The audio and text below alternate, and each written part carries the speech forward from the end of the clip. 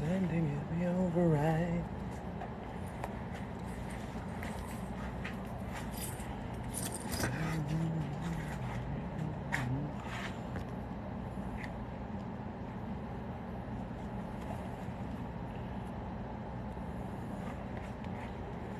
The world was ending, it'd be over right.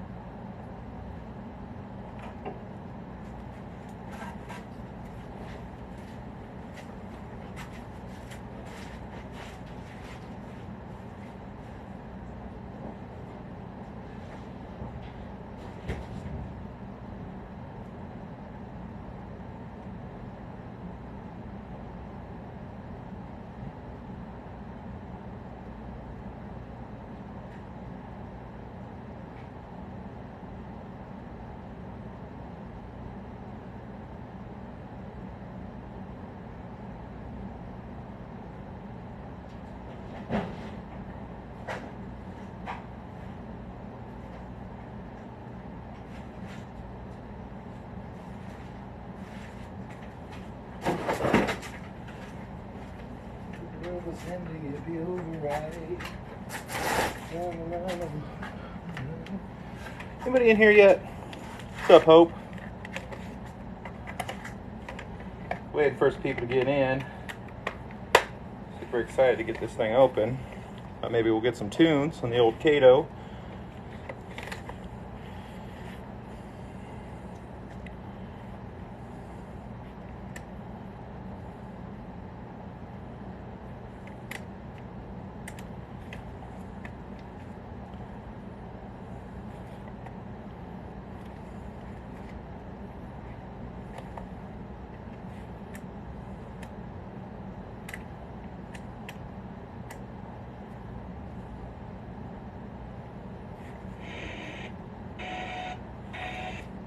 Welcome, welcome. Did that answer your question?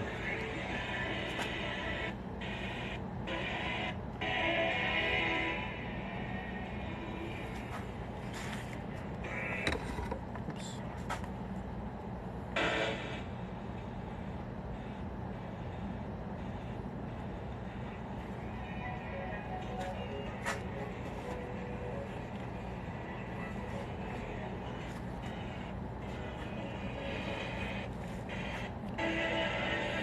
I'm just waiting for some people to get in before I start opening it. I'm going to open a few other smaller prepping things first, probably.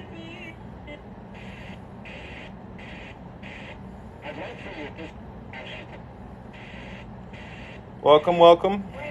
Just waiting for some people to get in. My kids and I watched a ton of your videos yesterday. They loved them. Hey, that's great. Appreciate it. I just hope your kids are old enough for kind of the subject matter. I have a main channel too that has like 100,000 followers. It's Risky Enterprise. I think you can get to it from the link in my bio. A little more viewer discretion on that. It's not as focused as this channel is. FYI. But there is a whole Doomsday. Everything's playlist on my main channel, so you can check out my Doomsday prepping playlist on there.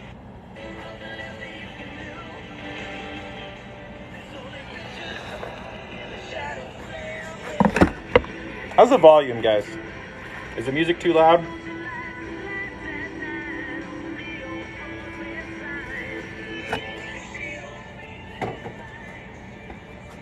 Well, we're still waiting for people to get in. I'm going to open some other prepping stuff, and then once we get a bigger group, we'll get into this, or just when I get bored of opening the smaller stuff. I have a bunch of stuff I haven't opened, so we're going to get into that. So we got another knife today. No idea why I even ordered it. Just like a little survival, has like a fire striker on there, but I think it was on sale or something. So 9, 11, 15. Yeah, just be careful. Watch them first.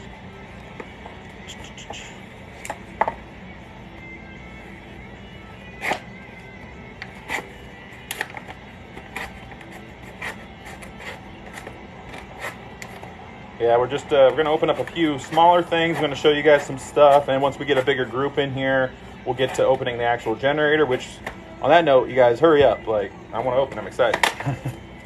Get some of your friends in here. Send some invites, you know what I mean? Yeah. Yeah, so this is just like an Ozark Trail Walmart brand. Yeah, but it came with this fire starter. I wanted to see if it actually works. It has like a coating on it.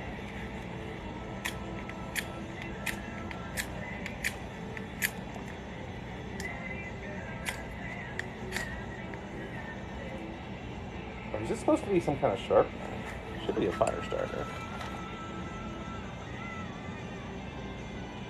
Yeah, it's supposed to be a fire starter. It should spark like magnesium. Maybe I don't got enough of the coating off.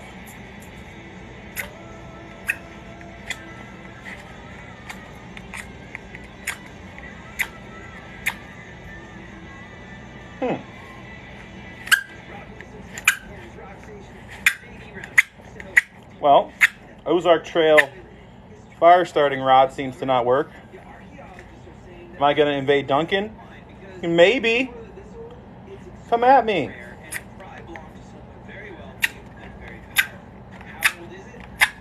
Yeah, I think this is just like magnesium, not the actual fire starter.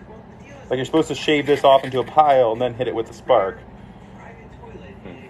Anyways. Wouldn't call it a fire starter per se. I think you need the flint aspect as well, but it looks to be just magnesium with the coating on top of it. But another little survival knife.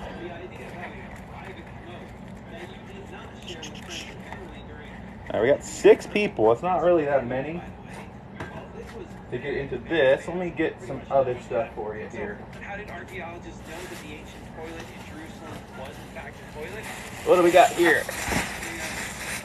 I have a head net. Keep bugs off your face. Be really good. You can sleep in this. You know what I mean? Just some utility line, cheap old stuff. Come in handy. I got one of my canteens here. Inside of it, it's like a ready to go kind of set that I made. I'll leave one of them in there. But I got my potable aqua inside of this canteen. And then it just mollies onto here. Under my vest here. Welcome, welcome. Gonna be opening this up soon. I got some other fun stuff here. Let's see, hot hands. These are always good. I mean, heck, in a pinch, get a bunch of these and tuck them in your sleeping bag if you're trying to sleep in the cold. Save your life. I have a whole box of like electronic stuff here, which, you know, like if you just come across stuff like this, and like a lot of this, I had like an eBay business, so that's why I have it, and I just never got rid of it. But like I got like routers and stuff. I have one of those preloaded PlayStations, so like this has a bunch of games on it. I have like, you know, obviously power. I have renewable power like solar and wind, so stuff like this I'll be able to run. That's cool, you know. Keep some entertainment, or if you got kids around. I think those are pretty cheap, the preloaded PlayStations. This probably isn't any use but for scrap in the apocalypse, a sling box. Have you seen the generator that runs off your car? No. I mean, your car kind of is a generator on its own. Like, you know, you could put an inverter on it and run it, and it's going to give you some electricity. I do know that, like, the new electric F-150 can run your whole house. I'd imagine you could probably get some power off of Tesla, too. But I know the F-150 is designed to do that. I also know that some pickups now have built-in like generators like you're talking about. I'm assuming that's what you mean. You have a solar roll with an inverter. What is the brand? Go to the link in my bio. I have a number of panels. The one I think you're talking about is probably my Rock Pals, but check the link in my bio. I got good prices in there. Let's see. Well, we're up to 9 people. Let me show you a few more things, see if it goes up, and then we'll get into opening the box here. Order this on sale. This is a pulse ox. It's a really, really handy medical device to get somebody's pulse and their oxygen, which these were in high demand with obviously everything going on. I know at one point in time they were kind of using these to like test people almost before they had tests. because if like somebody's oxygen was randomly low, it was kind of sus. But basically, really, you know, idiot proof to use. You have one of my bug in your bug out bag. Pulse ox, yeah, it's good. My wife's actually like a bachelor's degree RN. She's actually a COVID nurse half the time, just like whenever it's like overflow she's needed. So I have that resource, you know, an RN. Can't complain about that. Let's see. We're gonna find out what my pulse ox is live.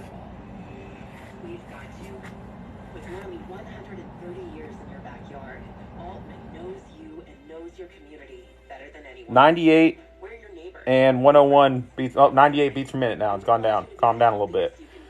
Yeah, but 98. Ideally, should be like 99, 100, obviously, but I'll take 98. But yeah, I mean, just to check your pulse. I'll do it again. Takes it a second. It seems like you want to leave it run for a second to get an accurate read. Like you see how it just went down. Obviously, your pulse is going to fluctuate a little bit. I mean, my pulse is pretty high. My heart rate's pretty high, I should say. Typically, it's usually like resting in the 80s, but I've been doing some physical stuff recently. I turn this off. Here's the thing. When you guys are storing electronic prepping items, especially for, you know, anything longer than like a month or two, take your batteries out, because these will corrode if they're in contact with the contacts in here and get all white and crusty, and that will spread to the electronics inside, and it will ruin your device. So take your batteries out. Your batteries will last much longer. Your device won't go bad. If you don't do that, you're in for a bad time. If you have your batteries in your device sitting on a shelf for a year and then you go to need it, ain't gonna work for you. New batteries ain't gonna help. It's ruined. So always take your batteries out of your prepping devices. Any device that you're not using, take your batteries out. What else I got? And again, for those just coming in, we're going to open up the Duel Fuel Generator. We're just waiting to get a few more people in. This is something you guys should pick up. It's a really simple fuel siphon. So you just put one end in a tank, other end in what you're trying to fill, and you just pump, pump, pump, pump, pump. Transfer your fuel. You could transfer any liquid with this. I wouldn't mix and match after using it on fuel, but you know, if you need to transfer water or whatever, you can do that with this bad boy. Wound seal to stop bleeding. Don't leave. Let me go grab my trauma kit off my bulletproof vest. 1 second. Oh, this is fun. This is going to play out. I'm going to turn it off.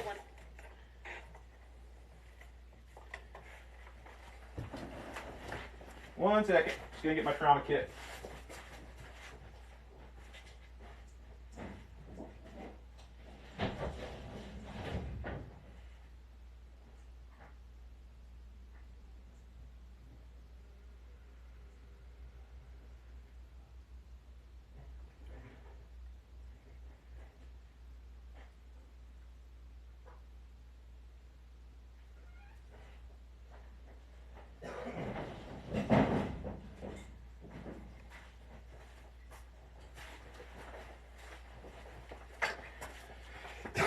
All right.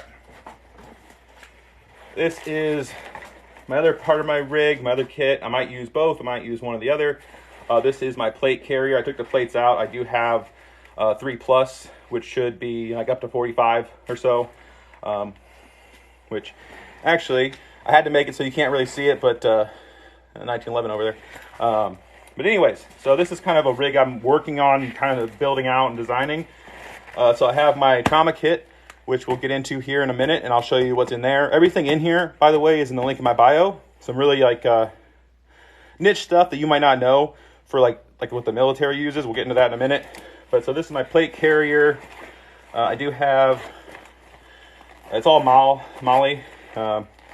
This is smart. I want you guys to take note of this, okay? I'm going to add these to my bio. I should do that. But so I have this pouch, but inside that pouch, I have this, okay? What this is, I guess that doesn't matter. It's just some private label, but it is a duffel bag. So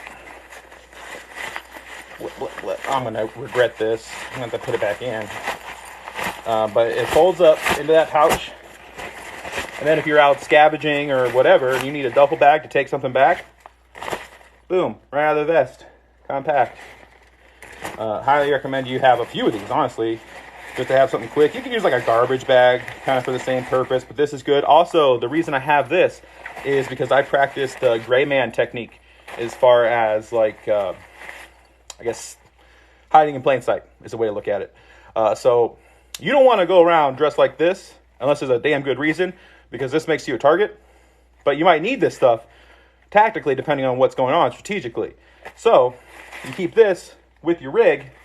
You break your rig down. You put this in this or a backpack, and then you can very, very quickly, turn into just a normal guy, not a battle rattle guy, which is what you're going to want in certain situations. And highly recommend you guys think about that. I have no idea how to put this back into the pouch. I think it goes like this. Yeah, just kind of shove it. You really think something is going down? Something is definitely going to happen. What that is, I can't tell you exactly, but stuff's already happening. I mean, so, look. There's a few different options of how this can play. But let me tell you what's definitely going to happen. Let's just stick to that for a second. Food prices on more than just food, everything at the store is going to go up 30%, and then it's going to keep going up. It's going to go up 30% by Christmas. And it's going to keep going up. Okay? That was said before like the mandate came into play, where all these places are going to lose so much of their workforce. That's going to come into play with that as well. If you look at like the ships off the coast, all that stuff that's on those hundreds of cargo ships, we need that stuff. That's not just for shits and giggles. Like, it's a big problem that's stuck out there. They're saying that they're not going to have that backlog cleaned up until the end of 2023. Okay? Imagine what that's going to do to the prices. Imagine what that's going to do to the availability. And it's just going to keep backing up and backing up and backing up and get worse and worse with that. And then this is, again, before the vaccine mandate, which is going to cause a lot of that to get worse, unfortunately. But anyways, do I really think something's going to happen? Definitely. At least everything's going to be more expensive. So it makes a lot of sense to stock up now, not spend more later. Okay? Maybe ride it out. At minimum, I think that this winter is going to be rough. And hence why I got this. Which, by the way, I picked up two. These are full. Two of these 40-pound of propane to run this. I also have various smaller ones. That's going to help. So, I guess we can go ahead and unbox it. We got 12 people. Kind of weak, you guys. Kind of weak, to be honest. You should be inviting people or something and sharing this stream. I'd appreciate it. Oh, you know what? Before we do that, I'll give you some time to get some people in here. You guys wanted to see my trauma kit. So, again, this is a plate carrier rig I'm working on. It has this camelback backpack on it, which has a water bladder. Okay? So, don't worry about, water bottles and stuff. You just, while you're walking.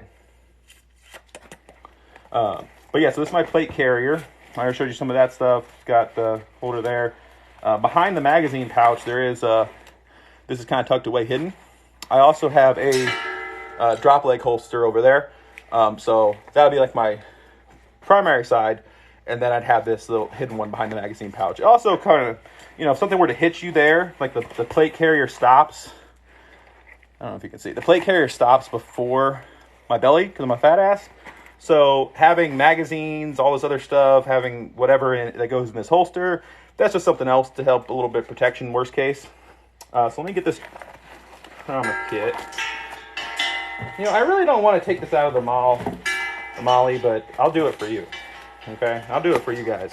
That's how good of a friend I am. It kind of takes me a minute to put it back in. Alright, so this is my trauma kit. There's a couple items I'm going to add to this, but I'm going to show you what's in here as of right now.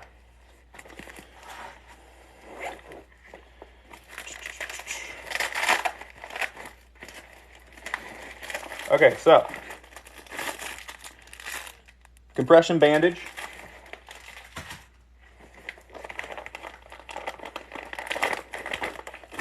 We have a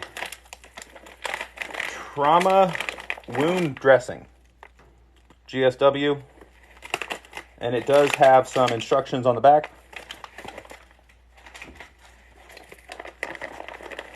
We have a military style tourniquet, very useful. Link in my bio for a whole medical section.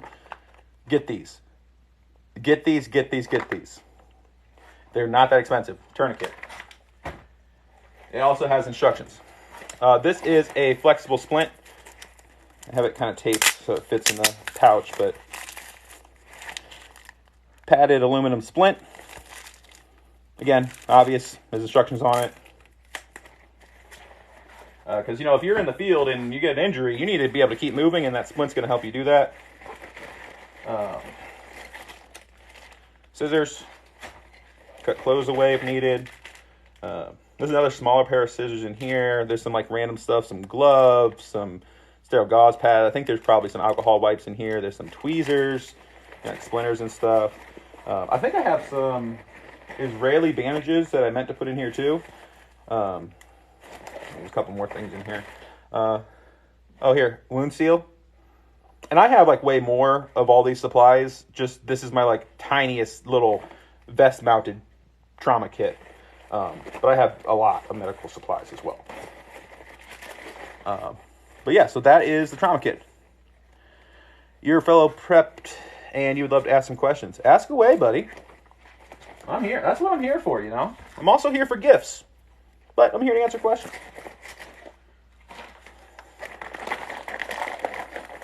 We just had power outages on Monday. Yeah, I had a power outage. I don't think it was Monday, but it was within the last couple weeks, and I didn't sweat about it at all. Shit. I could be fucking playing PC games with the setup I got. Man, things never fit back in just like they were. You know what I mean? Never perfect. Really got to put the time into it, and time that I'm not putting into it right now. Shove this shit in. Alright. How long does meat stay good in the freezer? I get some on Saturday. Well, that depends on how smart you are. Okay, I'm going to get into that here in a second. There are ways... I'm going to make videos about it too.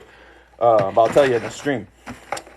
There's very specific things you need to do to keep your freezer food good when the grid's down. And very specific things you need. What scenario are you going to be using this all? Any and all scenarios. So, this is probably a good segue. Speaking about the food in the freezer. That's one of the main things I have this for. Let's see here. Oh, I keep getting distracted. I got ADHD, neurodivergent. But, listen. People ask me about seeds all the time. Okay? When you're buying seeds, go to a local seed store. Don't buy them online. I've had too many bad experiences. I got all these different varieties of pumpkin seeds earlier this year. I was going to make a huge different variety of pumpkin patch, preserve all the seeds, see what I could do about preserving some pumpkin, have it for Halloween. Yeah, not a single fucking one of them sprouted. So they're probably old. The seeds go bad. Point is, can't trust these online retailers. A lot of them probably sending it out of China to give you good seeds. And they're just not meant, they don't ship well. The different temperatures, pressures, if they go on a plane, so on and so on and so on and so on. Not good for seeds. So get your seeds from a local place, not online. Sorry, I missed some of the questions here. Even for a 20. I don't know what you mean by that question. But I prep for anything and everything. I think that just general societal collapse might answer your question, economic collapse. But anything, you could extrapolate things out to the worst case scenario, but all this stuff helps me with the smallest case scenario.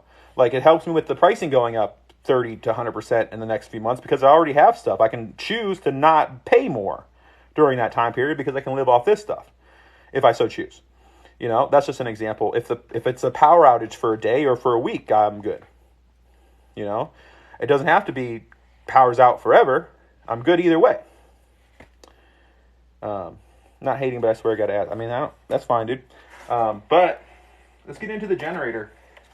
Since I have it in my hand, this is my Kato Voyager Pro. It has a solar panel, reading light. You can charge, has big and small USB. You can charge it with an AC adapter.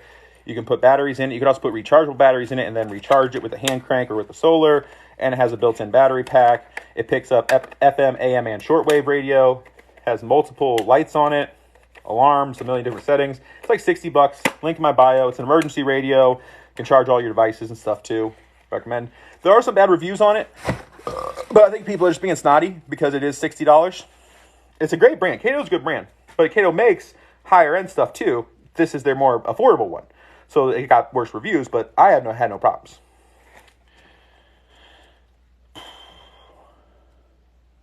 If you just had to, if you had to pack in shit hits the fan situation.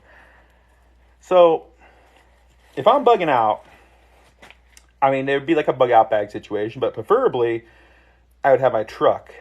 I want to also get either a trailer or perhaps a box truck kind of situation that I can set up. So like a lot of my preps are designed to be mobile. Not right this second. I'm not going to do a live together because I'm going to open this as soon as I stop getting distracted.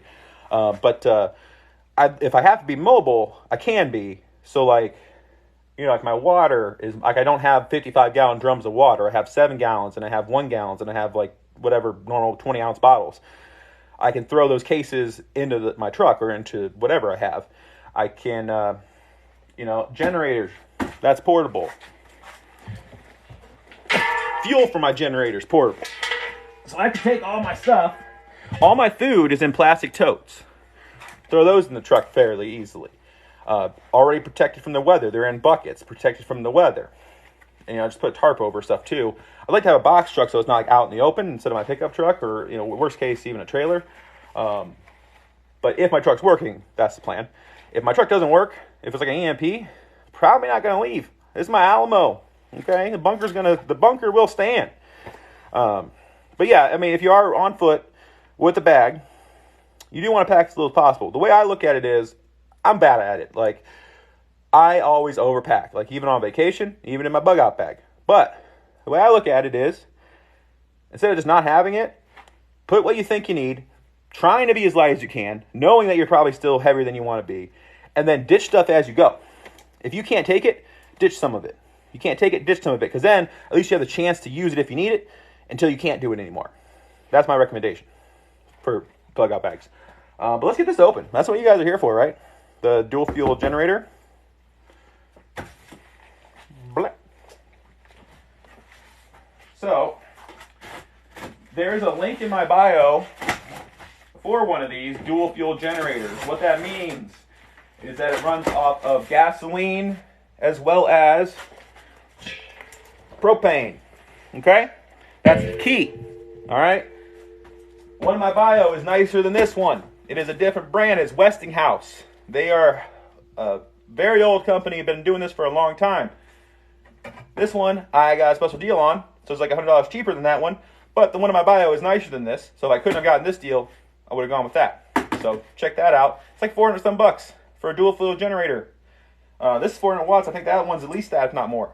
That's going to run all your appliances. At least one at a time, maybe more at once. Okay? 400 bucks. And then the propane, I mean, you got to buy the tank, but 2 at least giant propane tanks in propane cost me $60 to fill today. It's going to go up. It's going to go up a lot. But I was smart and got it. So, anyways, link, if you want one of these, go to the link in my bio and get the Westinghouse one that I am recommending. This one was just because I got a special deal. It was on clearance or something like that. Okay. But anyways, so, application. You want to have different power for different types of appliances and so on and so forth. For example, my phone is plugged in to my Jackery right now. My Jackery power bank, also a link in my bio. They make a number of different sizes depending on your price range. They make a number of different kits, ones that come with everything you need, including the solar panel, ones that are just the battery, mix and match, a la carte. All of that in my bio, labeled best, worst, most expensive, whatever. They have $1,500 gets you like the nicest kit they have. That's going to do a lot for you. But one of these is like, I don't know, 100 something for the small one. But it'll change your life. When power goes out, having one of these giant batteries will change your life. Sam's Club has the 360. Yeah, I think this might have been like a rollback for this one. So that might still be going on. I didn't link that because that doesn't last very long. The little rollbacks, and they run out of stock, and I want you guys to actually be able to get it, so I picked one that's in stock. And I kind of regret getting this one instead of the other one. I probably would have paid the extra $100 just because it is a little bit nicer. But anyways, so I was talking about the fact that you need to use different power options for different applications. And what do I mean by that? What am I going to use this for mostly? Two things. Main thing, my chest freezer. Okay? How do you do that smartly? There's a dumb way and a smart way. Dumb way, well, dumbest way is to hook this up to your whole house and run all the shit you don't need. A lot of people do that and they spend the money to set it up. I only have it. I could. You can take the cord, like, you can take the cord. You can get a special cord, but what you can do is take the 220 side off of like your dryer or something, like have this part, cut this, and then have end to end. And then you plug this in, if you have the port for like an electric dryer, you plug this one side into your electric dryer port, you turn off the in breaker, your main breaker, so you don't have new power coming in when the power turns back on. But so you take another one of these plugs from something else, the generator style plug, the 220 plug, you replace the 110 plug on the other side with that, electrical tape it up, plug one into where your dryer plugs in now, the outlet on your wall, one into your generator, and you may not know this, that shit works both ways. You can input power into your house through an outlet. Be smart about it, do a little bit of research, but you can do that if you have to. I think it's dumb. You don't need to power your house. You need to power devices within your house, okay? So, two things I'm going to power, my chest freezer and my well pump, both of which are going to be powered on a schedule. They're not just going to be willy-nilly. So, how do you do that smartly? One, if you have dead space in your freezer, take bottles of water, like gallons or whatever's going to fit, fill those up about 3/4 way so they can expand, let them freeze when the freezer is running, and then what that does is it turns your freezer into like an Amish-style ice box. So what the Amish do in the winter, they go out and go to lakes or whatever, collect chunks of ice, put it in an insulated box, and literally, that lasts them the whole summer until next winter. So they have refrigeration using ice. You can do that too. You don't got to wait till winter. You run this for a few hours to freeze the ice in your freezer. I also recommend wrapping your freezer in some kind of insulating material, blankets, to help it last longer. If you can insulate it well, your stuff's going to last a long time without power. You just need to recharge cold every so often for a few hours. So, one of these is going to last me several days at least if I ran it continuously. I have two of those, and I have some smaller ones. Okay? So, takeaway is going to be freeze water bottles in your freezer, because it does two things. It helps keep your freezer cold when there's no power. Other thing, it lets you know if it's been a long time since it's had power, if it's spoiled because the ice will be melted. It's the best thing to do. And by doing that, you use less fuel in your generator, because when your freezer's running, it's running. It doesn't matter if it's got to freeze that water. It's going to freeze that box. It's not going to take too much more power to do that, but it will take way more power to have to turn this on again to get it cold again sooner if you don't put ice in there. So dead space, ice, run this a few hours a day, keep your food good for a lot longer than just running your whole house or just running the device constantly. You know, first thing when you wake up, run it for 2 or 3 hours. Turn it off. Wait till the afternoon, run it for 2 or 3 hours. Turn it off.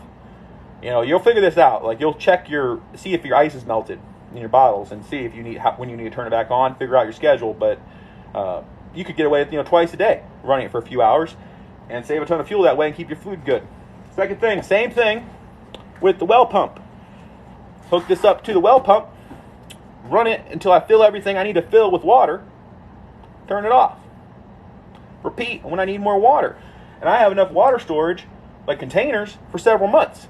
So a few hours of running my well with this for a minuscule amount of fuel, I have months worth of drinking water, clean drinking water from this. So this whole investment, less than $1,000 for everything I'm talking about, and I have an unlimited source of drinking water. Okay? It's very smart. Another thing to consider about a dual fuel generator is that gasoline goes bad. Listen to that. Gasoline goes bad in a year or less. It takes less time for E85 ethanol gas to go bad, because it's basically sugar. It goes bad quicker. You can put stabilizer in your gas to make it last a little bit longer. It doesn't really help. Diesel, instead of 1 year, you might see 5 years, maybe longer. Propane. Propane and propane accessories last forever. And it doesn't really need much refinement. So, like natural gas at least, they just pull that shit out of the ground and run it to you, for the most part. Gasoline ain't like that. Gasoline also, you want to save your supplies for your vehicles if you plan on doing any traveling. You don't want to use it for shit like this and keeping your food cold if you need to. You don't want to use it to run your well. You want to use it for the thing that only can take gas, your car. Okay? If you get a dual fuel to have the option, first of all, but if not, get a propane only generator. Also, again, $300 or $400 for this. The big tank, it's $130, $160 each. I got 2 of them, and then $60 to fill them both. And you're good. If you got a well, unlimited water. You got a freezer, unlimited food. It's great. For those that have just joined, another thing about the generator, you can get cords that have this. This is a 210, 110. Normal plugs in your house are 110 electric, okay? If you have electric dryer, that's 220, okay? Generator has a 220 plug. You can take another one of these. You can even cut the one off your dryer if that's what you have. Swap it out for this, cut it, wire it up, tape it, run this into your generator, into that plug that your dryer was plugged into, flip your main power off, your main breaker, and power goes both ways. You can power your whole house without using one of those expensive kits. I don't know how safe it is, but it works. Keep that in mind. All right, let's get into the actual box, I think. You guys like that? Hopefully this is helping you guys. I think that I've recently figured out this plan, for my well and my freezer. I had a gas generator, which I still have, which nice thing about that is if shit hits the fan, I can let my in-laws or my parents or somebody use that. My parents already are good, but my in-laws aren't. So if the power goes out for them, I can run my gas one over there, or even tell them ahead of time, hey, store up some gas, I got you if it goes bad. You know what I mean? I have the ability to help other people now because I'm a prepper and I'm taking care of myself and my family. Where'd you get the generator from? Check the link in my bio. You might have missed that. You weren't there. This one I got on a rollback. The other one is nicer. It's the one I would have gotten if I hadn't gotten a special deal on this. It's a better brand. This is like shit brand, okay? This was cheaper. The other one, it's like $400. It's going to do more for you. Get that link in my bio. It's in the power section. All my preps are in my bio. It's also a good way to help me out. Listen, if you go to my bio and you buy any of my recommended prepping products, any of them, cheapest one, don't matter, please do all your other Amazon shopping in that same session. Doesn't cost you any more, but it's a way to support me because I get a little credit for driving you to Amazon when you click that. I get a few pennies or whatever, $1, and then anything else you buy, I get a tiny cut too. Doesn't add anything to your cost. It's just what they pay to get people coming to their site. So, if you're buying a bunch of shit on Amazon anyways, please put something from my list in your cart. Even if it's a cheapo thing. You can use it. Alright, that's me done asking for freebies here. But, let's get in here. Knew that world was ending, it'd be alright. Oh my gosh, so much paperwork. I need this. Manual. No. What is this? Do not connect electrical devices after the generator is started. If there's any question about the product being safe or unsafe, don't operate it. We don't need to read that. Where's my trash can? Let's see. It's funny you made a comment about dropping knowledge considering I just yeeted the manual. I am going to look at it at some point. I keep my manuals, okay? For doomsday prepping, keep every fucking manual you get for something you're going to have because the internet's going to go away. And that's going to be all you got.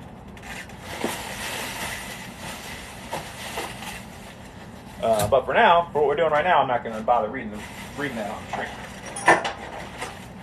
Let's see, what do we got here? Looks like we have stuff to hook up to battery terminals, a screwdriver. Oh, these are the feet. And then some kind of tool. I'm not familiar with what that does yet. I guess I should cut this box too. I think I can just kind of tear it. It's got staples. Sorry guys, I have a million boxes, but that's another thing. You gotta walk a fine line between prepping and hoarding. But what I will say, stuff you wouldn't think about that you have an abundance of now, you might not be able to get eventually. You might need it. So break down some boxes if you got room. Keep some boxes around. Cardboard's super useful, and you might not be able to get it at some point. Even just for like keeping warm with fires and stuff, but like for storage and carrying stuff around, you got to get your cardboard stocked up. But again, don't fill your house up with Amazon boxes, which I know you guys are doing that anyways, filling your house up with Amazon boxes. Click the link in my bio and do some of that for me, but don't go crazy with the boxes is what I'm saying, but keep some around. I've been starting to collect, like, if they're nice, like the disposable, like, food containers, because, again, things might not be available, and if you can upcycle something, there you go. I remember we did like in kindergarten or something. I remember this. We had like a project. We had like a project to repurpose something, to upcycle something, and I took like a coffee can and made like a bongo on a string. It's like that. So keep some stuff around. It's gonna be your raw materials for stuff like that. Stuff that you might throw away now. Keep some of it. Don't go crazy. Moderation. Use your best judgment. But you might find some of that stuff will save you some trouble later. If the world was ending, it'd be over, right?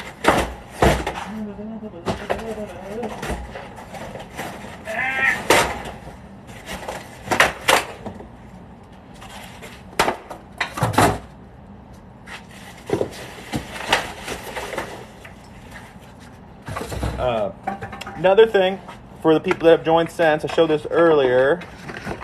I have a whole box of like electronics here from my previous eBay business before COVID. But this is a preloaded with a bunch of games, PlayStation 1. And like I can use my Jackery to power a TV and this, and it's renewable. So like for entertainment or if you got kids, stuff like these are not expensive. Like these preloaded older consoles, it's not a bad buy. So you know. Anyway, back to the generator. I'm neurodivergent. I got ADHD, so if I get distracted and show you other stuff.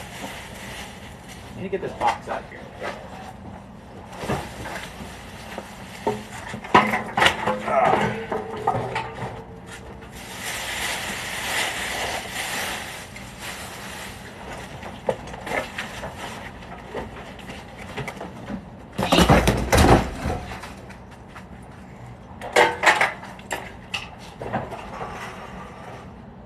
Okay.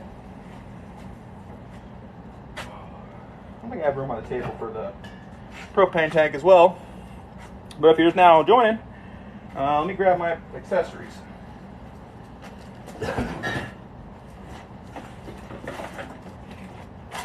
Alright. So, this is the propane. These are the propane accessories. That boy ain't right. Let's see what we got.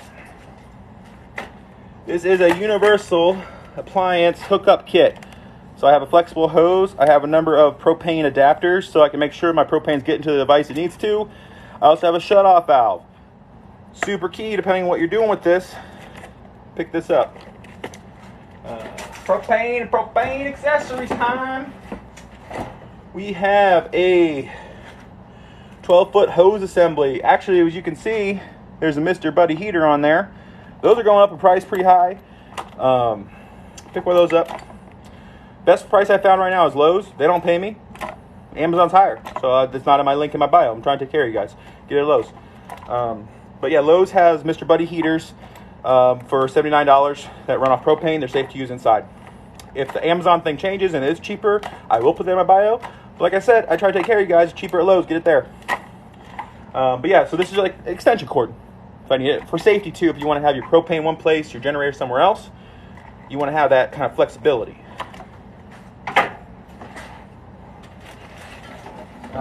These were just for good measure. I got these at Tractor Supply when I got the big tanks. I have a bunch of these. These are the small ones, but this is important. Let me show you this. Other accessories. This. Probably the most valuable piece of stuff I got today, besides the tanks. This is a refill adapter. So, what that means is, using this to this, I can refill these or anything, any other propane tank, between the adapters I have, from a bigger tank. So I can set these in a stationary position, not be lugging these around. Fill a smaller tank for like my heater or for my stove. Honestly, for the stove, I might just do a lot of cooking while this is running anyways, with an electric eye, which I have somewhere. I set one aside just for this. I have multiple.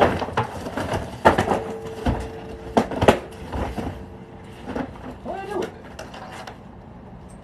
There it is. Is this empty? Empty. So while this is running anyways a few hours a day to run either your well or your freezer, which is new people, so quick tip, put 3/4 full bottles of water in your freezer and filling up all dead space with bottles of water. That way you have to run this less. You create ice, which then turns your freezer into an ice box, so also insulate it, okay? It's gonna make your food last way longer using way less fuel. But when this is running, it's using fuel, but it might not be using that power. So one thing, use it to charge, like I have my Jackery here, which I have solar for Jackery too, but use it to charge batteries at the same time. You want to try to be at like 50% load, like probably the most fuel efficient, but use up to that. If your freezer takes way less, do a couple other things. But I could cook with this eye while this is running my well, which like my well, for those who weren't here, I have water containers, 7 gallons, 1 gallon, and like normal bottles that I can refill. I have a few months supply of that now. So a few hours a day running this to run my well pump, I can refill all that and have clean water for months from a few hours of running this for a few $100. You can't beat it. You're not gonna beat it. Okay. Same thing with the freezer. The little bit of fuel I got's gonna have my freezer work for months. Months. It wasn't that expensive. Can you believe that? People don't know. People don't know. Gasoline, no. Gasoline's gonna go bad. If I can get enough propane, I'm gonna start fucking collecting it over time when I have the money. I'm good forever with one of these. And if the propane don't work, this also runs gas. It runs gasoline too, but gas goes bad after a year. It's not a great fuel, and you want to save that for your cars. Okay? Save the gas for your vehicles or anything, chainsaws, anything that only takes gas. Get propane for your heating, cooking, and electricity. It's more, people say it's not as efficient, but it is more efficient in a prepping context. If you were just powering your house, like all the time, propane might not be the best. A lot of people do that. But for prepping, it is the best. In my opinion, it doesn't go bad. You can stock up on it. Okay? Next thing. Propane can also be used for refrigeration. Okay? If you guys ever follow like van life people, which I do. I like Kara and Nate, for example. Ronan and Beck. I forget his name. I think it's like Ronan. It's not Ronan, but something like that. They're cool. They're van life people. I don't know if they actually have one, but other van life people have propane refrigerator freezer, right? So you can use propane for refrigeration. You can use the electricity for freezing as well. You can use it for water, as I said. So a few hours of this, I have water for months. It's all about the containers you have. This gentleman said, Trump, are you Biden's son? Thanks for the energy. Not really feeling it. Not feeling the bad vibes. Really. So, oh no. Ugh. So, yeah, just don't be an asshole. Sorry, my phone fell. Anyways, so the generator came with, it looks like an assembly with a regulator. Which, happy to have the regulator. I didn't pick one up today. There we go. So, one of the accessories. Propane and propane accessories. Okay, let's examine the unit here. Can you guys see it fairly decently? Angle's kind of messed up now. You guys see this okay? Not really, but does have a voltmeter, so you can see what your draw power is. It has the 220 outlet, and it has 4 110 outlets. It has this DC charge for batteries, so you can charge like a car battery off of this. You plug it in, and then there's some leads that came with it. Set them down somewhere around here. But so yeah, I can charge like my solar batteries with it in a pinch if there's no sun for too long. Circuit reset. This is it looks like just a DC terminal. You must be supplied. You must use a supplied regulator when using propane fuel. I mean, okay, that's fine. Let's see what else. Anything else interesting? Switch. Gas fuel switch position. Looks like it is full to start. Okay, this is important. Generator shipped without oil, so I need to add 18.5 ounces of SAE 10W30 non-synthetic before starting. I do have a supply of that. That's something you should keep in mind too. If you're getting one of these, you're going to need 19 ounces or more. Get more. You're a prepper of 10W30, which is useful to have for a lot of things anyways. So you got to oil it, or else you're going to blow it up right away. Use a regulator, whatever. Let's see what else we got here. We do have an air filter, which looks to be. You could clean this and service this yourself. Like, that's just a piece of foam. You could just take that off like a fucking mattress pad if you had to, or anything. Like, just find something similar, take a different kind of filter and cut it to size, and you can service this for prepping reasons. I mean, that's the thing you want to keep in mind. Like, if it breaks or if you need to replace a part, can you jerry rig it? This appears that's at least that part is jerry riggable. What we got here? What's this? Oil funnel. See, there's the exhaust. Is that a carb? No, that's a spark plug. It's actually kind of heavy. Probably, I don't know, 50 pounds. It's about the same weight as the 40-pound tanks, which aren't 40 pounds, by the way. The tank weighs a lot. The gas, the liquid inside, the propane, weighs 40 pounds. Let's see. Okay, his port. No E85 gas. You can't read that, but I'm reading it to you. You must add 3.6 gallons of unleaded fuel only. No E85. I get that a lot. My brand new Toro Zero Turn also says don't take E85. I do, because that's what's up. Not everybody even fucking tells you. Like, it's different by state. They don't even tell you if it's E85 or not. And it's hard to find regular unleaded that's not E85, at least where I'm at. Luckily, I live in like a place that's famous for having a lot of lakes. So I can go get a lot of, there's like boat gas places, and boats don't take E85, so you can get it there. But it's hard to find these days. And E85, like for prepping, is terrible because it lasts less than a year, less time than regular gas typically. So that kind of sucks, but I'm not planning on running too much gasoline through here. I'm planning on running propane, so that shouldn't be a problem. Shouldn't be a problem. But also, like for prepping, that's another thing to consider. If you're only getting a gasoline generator, not only will you have to acquire fuel on an ongoing basis, gasoline for it, which is going to be in much shorter supply than propane because everybody and their brother is powering their cars and their gas generators with it, with gasoline, and you got to transport it to all these different gas stations. There's going to be a lot of E85 out there that you can't use in your generator. And the gas you have right now for it might be E85. There are ones that can use it, okay? This one can't. That's something to consider. People are going to buy a lot more gasoline. The demand's going to be a lot higher for gasoline. People are going to panic buy gasoline a lot more than propane. So in having the option, you're more prepared. Okay? I like the color. I think it's attractive. The one in my bio, it is a nicer one. It actually has a built-in battery, but it's blue, which that's cool, I guess. But I like the I like this color. I mean, like my kit, I usually go for like the olive. So I like it. See what else. Oh yeah, so big tanks. Yeah. I got 2 of these. To run this, also I have the adapters to fill smaller canisters from that. But also, I can take those up to somebody else's like outdoor tank. Like say they're gone, you know, apocalypse, whatever. They're gone. It's not me doing it. It's abandoned. Abandoned tank full of propane.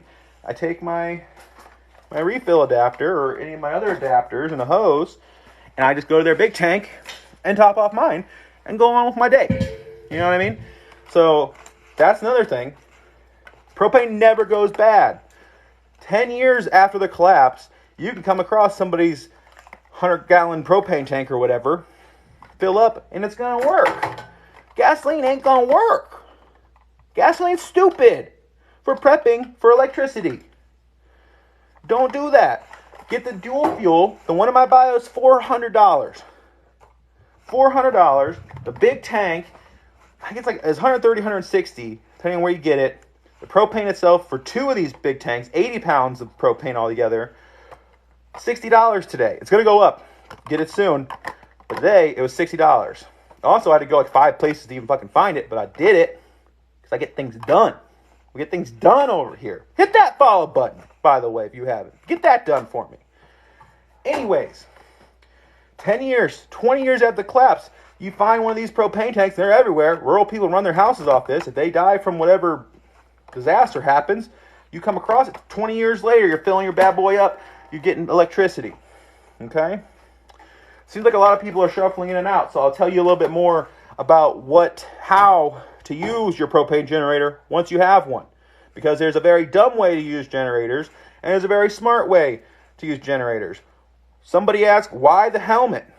Why aren't you wearing a helmet?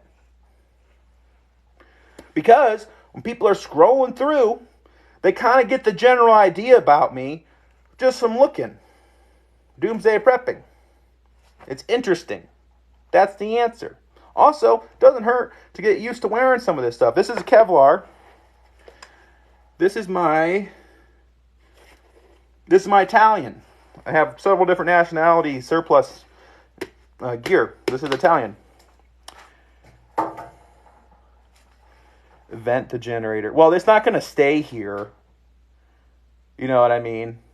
Like, it's going to go places. But in that regard,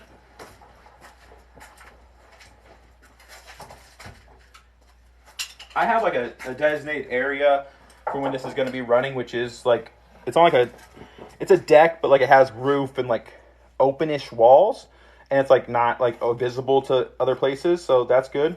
But if I needed to run this inside, I have this inline fan that can just run off DC, which I can literally just run to this terminal. I have to run some more like automotive wire or something. And I don't have it here to show you, but the flexible exhaust hose.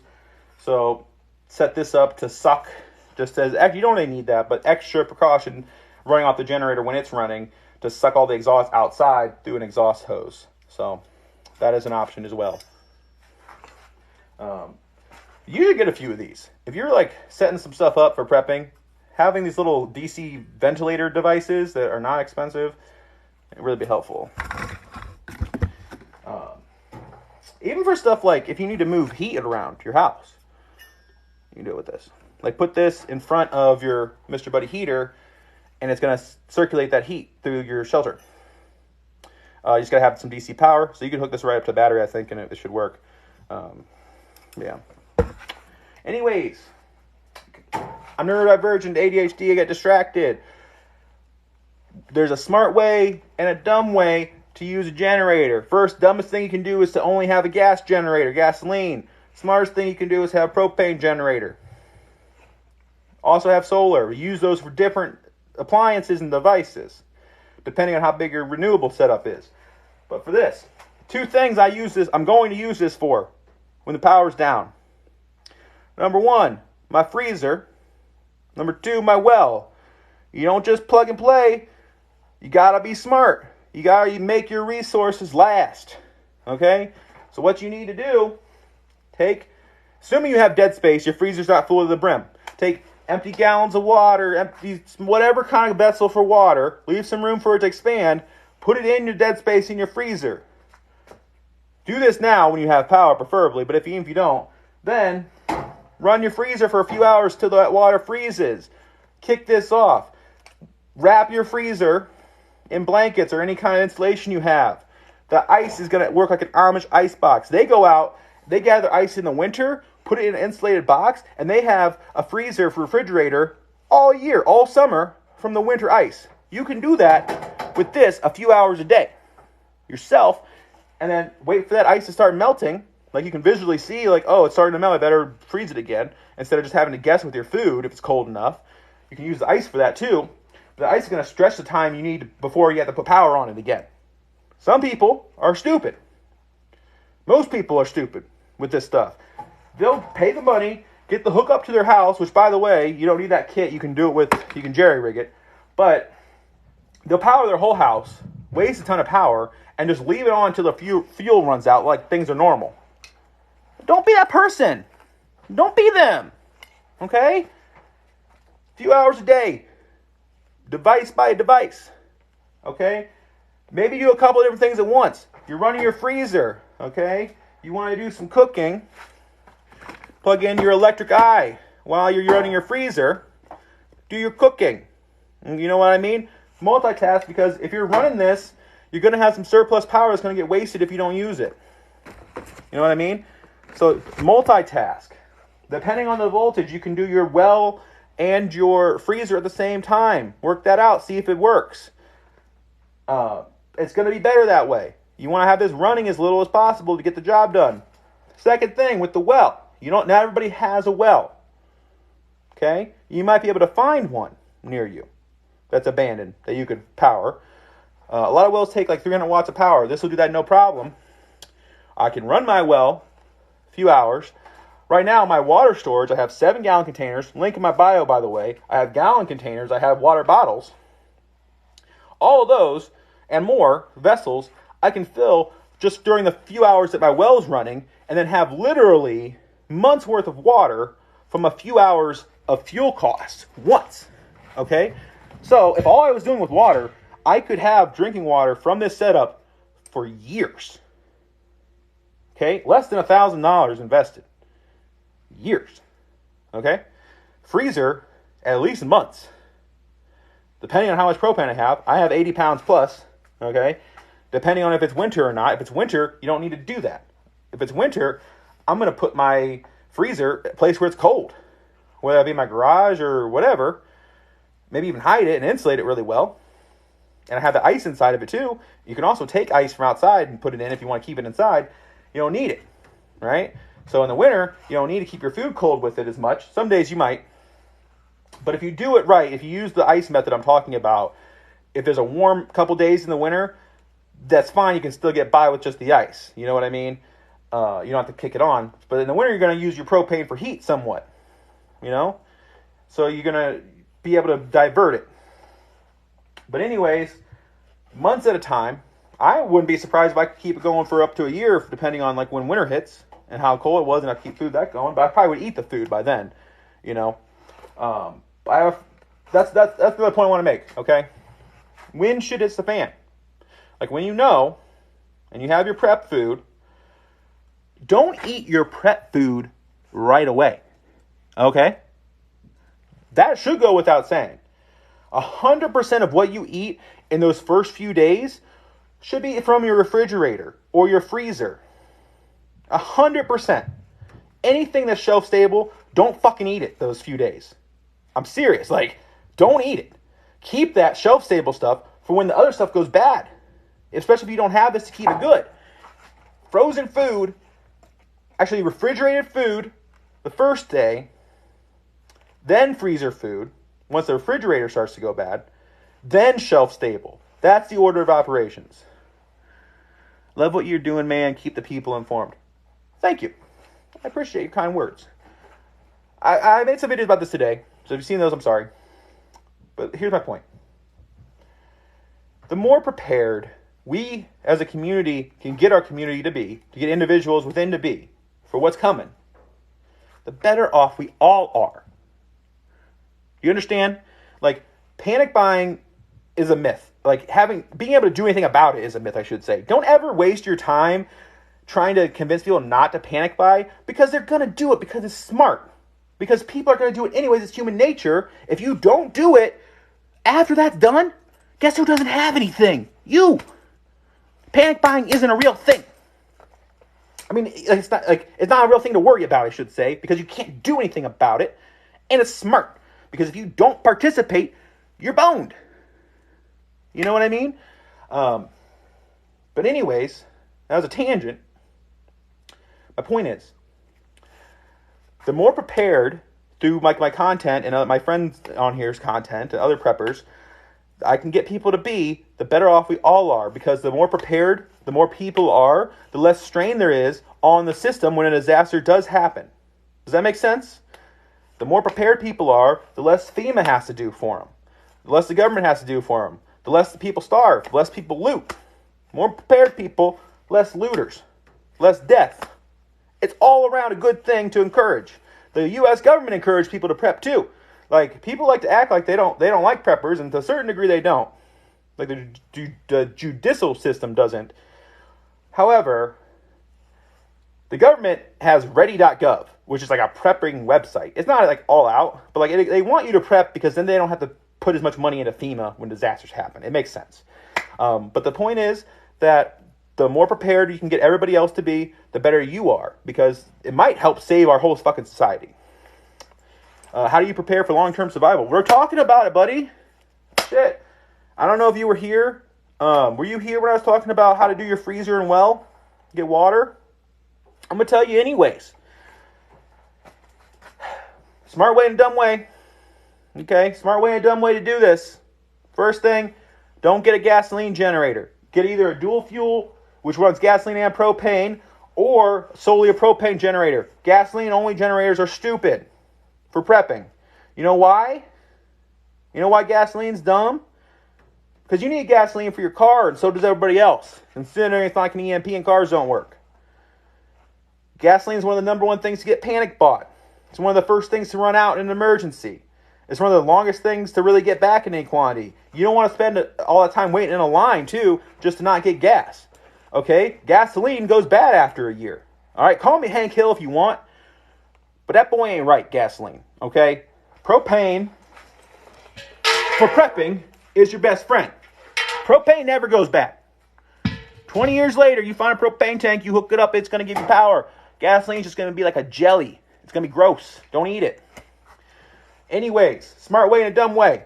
Gasoline is dumb. Dual fuel propane is smart. That's what you buy. How you use it. Smart way, dumb way. Dumb way. Plug this into your house. Run your whole house like it is now. Very dumb way. Waste. Wasting fuel. Running this 24/7 in your house. Dumb way. Very dumb way. This bad boy is going to run off of propane. Maybe never gasoline unless I run out of propane. It's going to run off of propane. And it's going to run a few hours a day for my freezer, if needed, because I'm going to use... Look, there's a lot more people in here. I'm going to tell you again if you already saw it. Sorry. This is what you do with your freezer.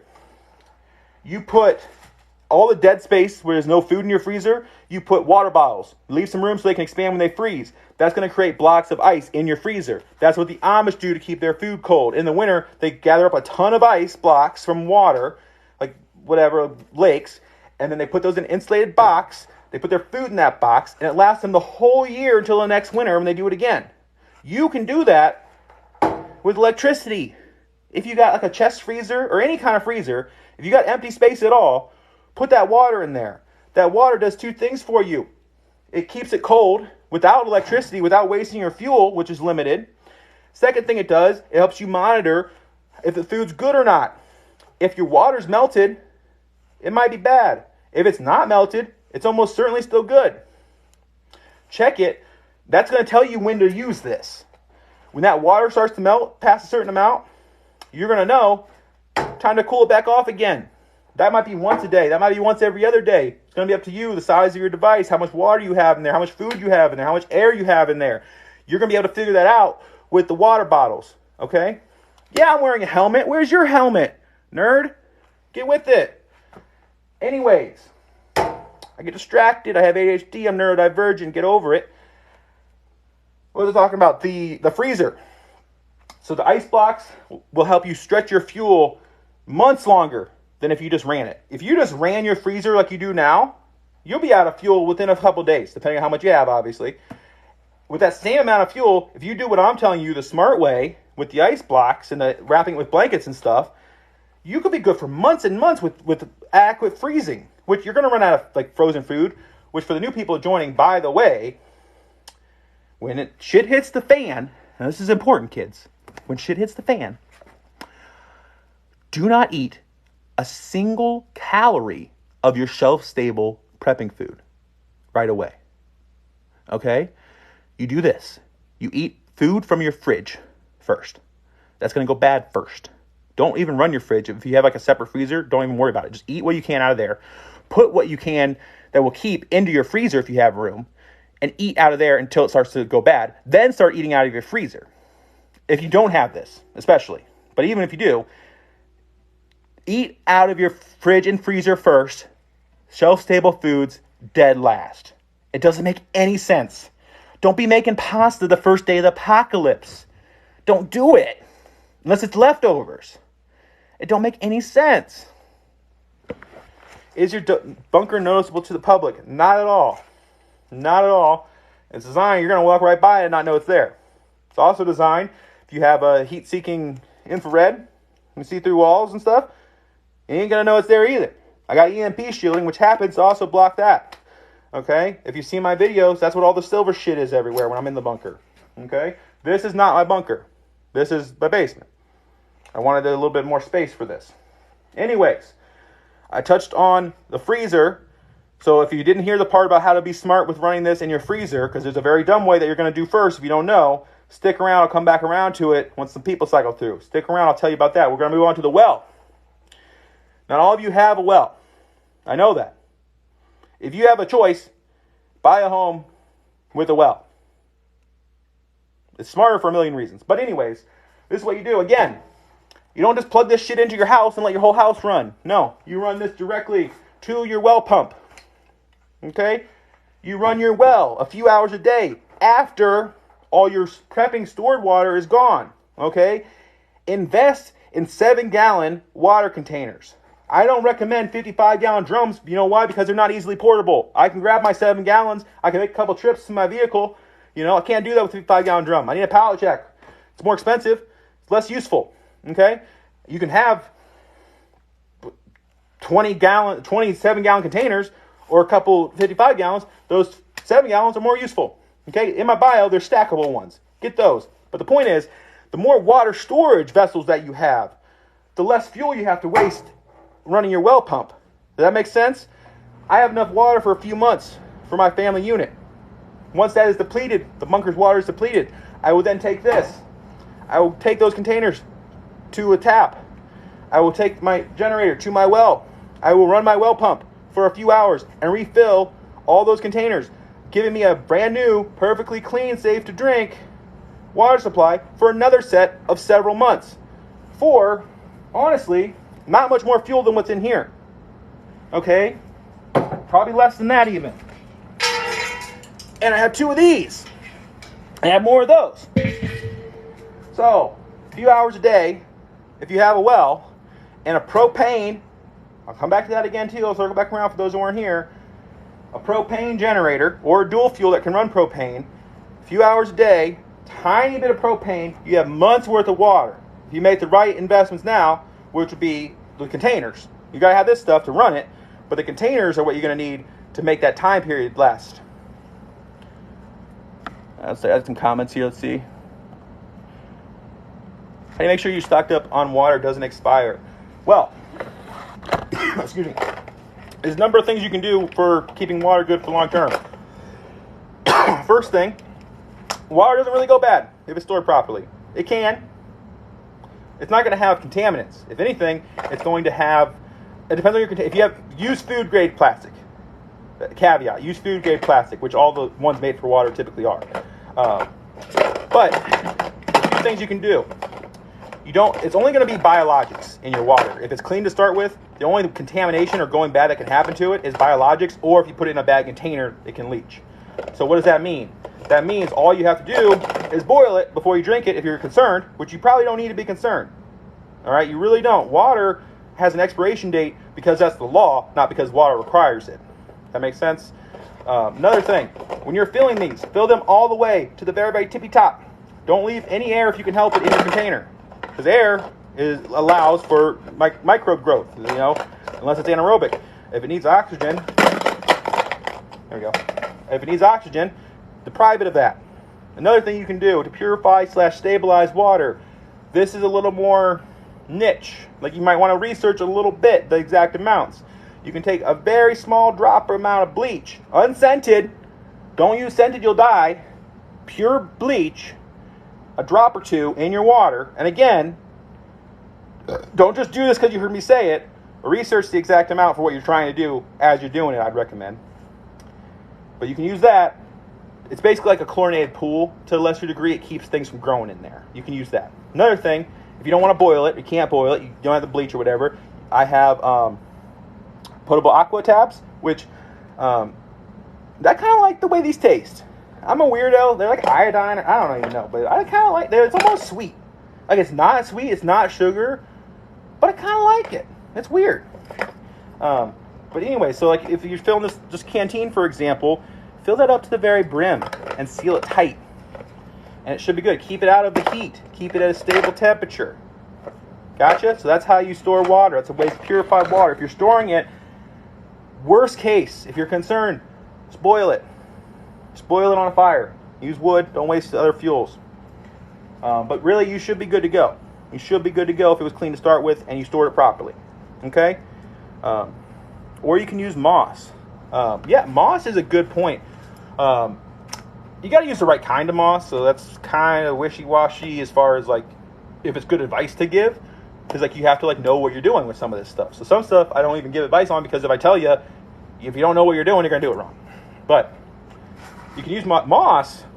It's a certain kind of moss. I encourage you to look this up. In World War I or II or both, there was a bandage shortage. So they actually figured out this moss, I think it's native to the UK, that was made really great bandage, like better than normal bandage, like an antibiotic or something, and they started shipping that off to the troops. It was great. It was like a huge effort of like the normal like citizenry to go out, collect moss, and get it to the government to send out to the troops. It's cool, really cool bit of history. Highly recommend you look up, I think it was World War I, might have been II, but look up like World War I moss bandages, or just moss bandages. Really interesting story, highly recommend. Do not use moss. Yeah, like I said, like it's you can find a kind of moss that could help you filter water, I think, but you probably don't live where that's at. So like, just boil it. You know what I mean? Like if whatever. I'm gonna make some videos at some point. Mainly, I haven't done it yet because I don't need one per se. Like I have it set up. Ooh, some glasses. You hook me up. I don't need one because, as I told you, with a very small amount of propane and my water containers in my well, I can run this propane generator and get all the gallons and gallons and gallons I need to be good for months at a single time, and that's clean. I also have all the stuff I need in the plans to do rainwater catchment. All you need is a tarp, some sticks in a bucket to catch it, you can catch rain.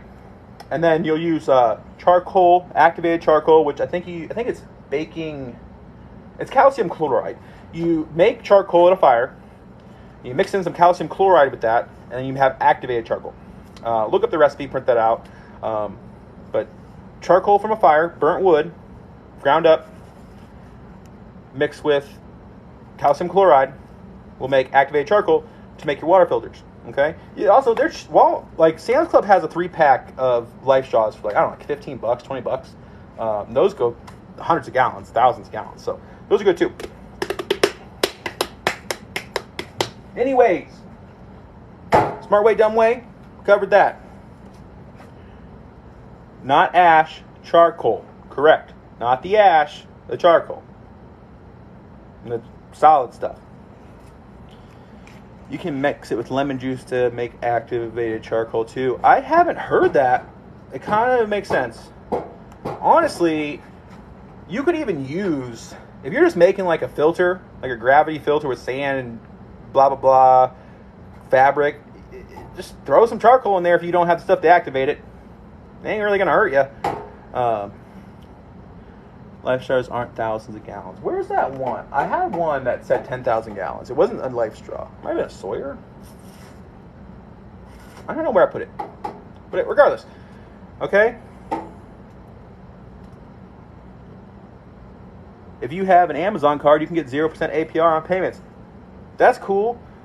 Go to my link in my bio and buy you a Duel Fuel Generator. Better one than I have here I got for you. It's like 400 some bucks. Okay? 400 some bucks. I don't know if they sell these tanks. I think they do. But the shipping for them might make it less profitable, or like a worse deal than buying it in person like I did. But, 400 some bucks for one of those. These giant tanks, 130. And then I filled 2 of them today for 60 bucks. So 30 bucks of propane fills one of these giant tanks. Under 200 for a full tank. Brand new. 400. 600 bucks. 600 bucks. You can run your freezer for months. You got a well. You can have water for years. Okay? Depending on like how much of this you got to use for heat in between. Hand pump with the filter. Yes, I like the hand pump water filters that have the hose on each end. I have some. I think I put it in my wife's bug out bag actually. I like that better because if you're at like a stream or something and you're using it, you're not like having your head down, not being situationally aware, drinking out of a stream. You've got your hose in the water and you're hand pumping into a container and you're looking around. You're not getting gat, you know what I mean? Cool, know where to go when shit hits the fan. Go ahead. I put it far enough away so it's not a problem, but there's something in that drop leg holster over there. And there's a lot more around hanging from the ceiling. Just want to make sure everybody knows. Preppers are defended. Also, we're hidden. Like, try to find me when that shit hits the fan. Also, it's stupid. Like, people always say, like, oh, I'm going to go find the preppers that I see on TikTok when the shit hits the fan. That's my plan. No. Stupid. Like, you're not going to travel if you're smart. Like, why do you think that's a good idea to do any kind of unnecessary traveling? You understand that literally the whole country wants whatever you happen to have. Even if you don't have anything, they might think you might. They might think you're a threat. You ain't going to make it to me for me to finish the job. You ain't going to make it, is what I'm saying. Because it's dumb. Like, be a prepper. Don't leave your house if you can help it after that happens until things calm down. Like, that's the dumbest plan. Like, I'm going to go get shot halfway out my door. Let's see. What's the debate? I was talking, well, it was just one of those comments where like, oh, I guess I know where I'm going when shit hits the fan. Meaning to my bunker, which, bad idea. Point is, that I was trying to make, is that you don't want to do that because you ain't going to get very far outside your front door. Bugging out is dumb, first of all. It depends on your situation. If you live in like a major city and like it's tough chaos and you have a small little apartment, and you don't, like, you might have to bug out. If that's not you, don't choose to bug out just because the world's fucked up. Set up your home to be your safe haven, because the second you bug out, you know what you become? You know what you become when you bug out? a refugee. You've been a refugee? You can ask a few of them. It sucks. It sucks to be a refugee. Your main plan probably shouldn't be to turn yourself into a refugee if you can help it. I know some people can't, okay? But I also know, I want to address this. And I'm going to get some hate for this. I want to address this, though. People who live in cities by choice, okay? Not people who live there because they're too poor to get out, which I believe them because that's what they tell me. But my brain thinks it's cheaper to not live in a city. So, like there should be a way for you to get out of the city, and it's cheaper, so it's better. But they tell me that they don't think that will work, so whatever. But there's people who aren't too poor to leave that choose to live in a city. And especially in 2021, where work from home's abundant, don't live in New York City. Like, if you want to be a prepper and you have a choice about where to live, and you choose New York City, you ain't really a prepper. And like, I know, I'm going to get some hate for this, but again, most people that I know that are in those cities is because they're stuck there. You know, maybe they're split up with their significant other and that's where their kids are going to be. And so they don't want to leave. Maybe they, for whatever reason, they can't afford to leave. So on and so forth. Which, if you're renting now and you're in a city and you go from apartment to apartment over time, as people do, and you're paying $2,000, $3,000 a month for that apartment, okay? Before I lived here, before I bought this home, I lived in a duplex in the woods. I'm not in the country. I'm like in between, like a mild city, nothing huge, smaller than Pittsburgh by a lot, and the country, then Amish. So like I'm in between. Like, it's very suburban. I have a few acres. I have Target right down the street. I have everything right down the street. Every restaurant. I have everything you get from a city, for the most part, that you really want around. My house, okay, I want you to listen to this. My house, with over 3 acres, in a desirable area, you know how much I paid for it at the peak of the housing market last year? $150,000 for a 4-bedroom, 2-bath, with a giant basement, a place that I eventually, also a different place I turned into a doomsday bunker. The basement used to be finished before I got it, so I can finish it again. Like, there was some mold or something, they tore everything out. But the basement is more square footage than the upstairs, okay? I have beautiful big property, nearby everything. Cost me $150,000, okay? First-time home buyers means you need 3.5% of that. What's that? I don't know, it's under $10,000, right? I did like I got a conventional mortgage because we were lucky enough to be able to do that, and it was better for us. But $150,000 for your dream house, okay? If I was in California, you know how my house would be at least, I don't even know, $3 to $10 million in California. It ain't worth that.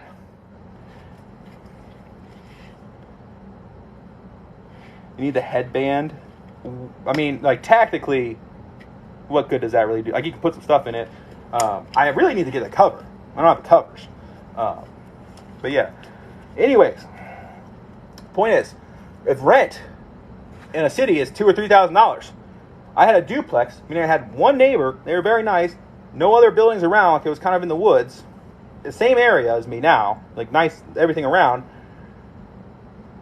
$725 a month was my rent. Lawn care and shit included. Had a well, don't gotta pay water. All that other shit, you know.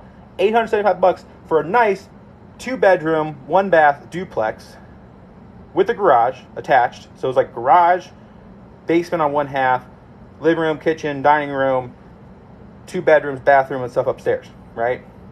$725. You know what I mean? Why on earth are you living in a city paying $2,000 or $3,000?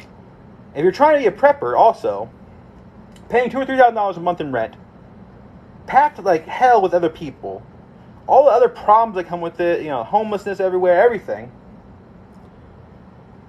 and paying so much, and you ain't making any more money than me. You get work from home jobs are everywhere. Get a work from home job, move to West Virginia or something, right? West Virginia, I'm happy where I live, which is not West Virginia. But if I was in that situation, West Virginia pays you $20,000 to move there. In certain towns that have like been cleared out from like coal mines and stuff. All right. So with Amazon and like deliver to your house stuff, with work from home jobs, you can get paid $20,000, buy a huge ass property, acreage, a fucking mansion, and your mortgage payment would be less than $1,000. Or you can live in a city, rent a 1-bedroom studio apartment with lead paint, lead pipes for $3,000 and have 5 roommates in there with you. It just doesn't make sense to me. A lot of places require high-speed internet speeds. I'm not going to tell you exactly where I live, but high-speed internet is really common. Also, especially like with Starlink's coming up and it's getting better and better. When that gets better, you're going to have that option. But it really depends on what your job is. But I'll tell you, whether it's like the most rural part of West Virginia that might not have that, or if it's a little bit less, the money's about the same, and you can get that high-speed internet. Let's see. What you're saying is, I explicitly don't live in West Virginia. I've been on vacation through there, and I just know about this $20,000 thing. I think it's kind of a shit state in other ways. Don't get me wrong. It's beautiful. It's cheap. But don't expect much in the way of, like, social services. But they'll leave you alone, so. The point is, they're going to pay you $20,000, and you can buy a house for a fraction of the cost. McMansion. You can afford to build your own doomsday bunker. You're also far as fuck away from the big cities there, so people aren't going to be coming for your bunker as much. It's smart. It's smart. But you don't want to do that. You live wherever you want, but cities are bad prepping, to answer the question.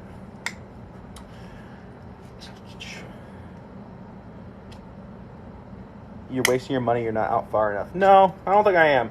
I think that, so like, looters probably will enter my house at some point, but they won't find me. They won't find the stuff I don't want them to find. They'll find a already looted house, because that's what I'm going to make it look like. And my bunker's hidden, and that's where me and mine will be.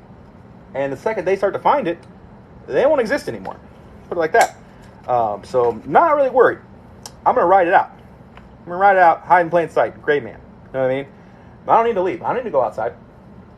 I could, probably, but I don't need to. I got food, got water, got power.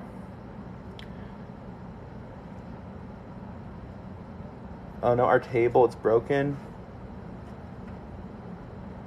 I don't get it. But anyways. Do you have a Faraday cage? I just built my third. I have like shielding. Like obviously the concrete and earth for EMP. I also have I do a lot of redundancy. So like the bunker is shielded with like that like kind of like bubble wrap, but then it has the metallic on both sides. Insulation. Mylar blankets as well, which I don't know how well the Mylar works. I hear it works, but it's just redundancy with that. And then also, yes, microwaves and ammo cans and stuff. And as long as you insulate it inside the metal, those are going to work pretty good. Gravy seal! Tactical fluff, baby! Look, you got to be able to laugh at yourself. You know what I mean? But, yeah, I am a prepper. I am a prepper, and I am fat, right? That's fine. Look at this. You know? That's perfectly all right, and I'll tell you why. Because it fits within my plan. If I lived in a city, if my plan was to bug out, yeah, it probably makes sense to be a lot more fit. It might make sense anyways, but listen to this, okay? Me and a skinny person enter my bunker. We only have the food supply that's in there. Who's living longer? Huh? Who's living longer in that bunker? Who's going to starve first? Ain't me. So here's some of the science, right, with starvation. When you start to starve, and keep in mind, you're going to want to ration. You don't, just having zero food for a period of time is the worst thing you can do. Save sugary food for the end of your food supply. I'll tell you why. When you're starving, your body breaks down both your muscle and your fat. Okay? The fat is going to help you not starve as soon. However, this is important. However, your brain and your heart can't get the glucose they need from your fat or your muscles. So you need to supplement yourself with glucose. If you do that, if you have with glucose, if you do that, if you have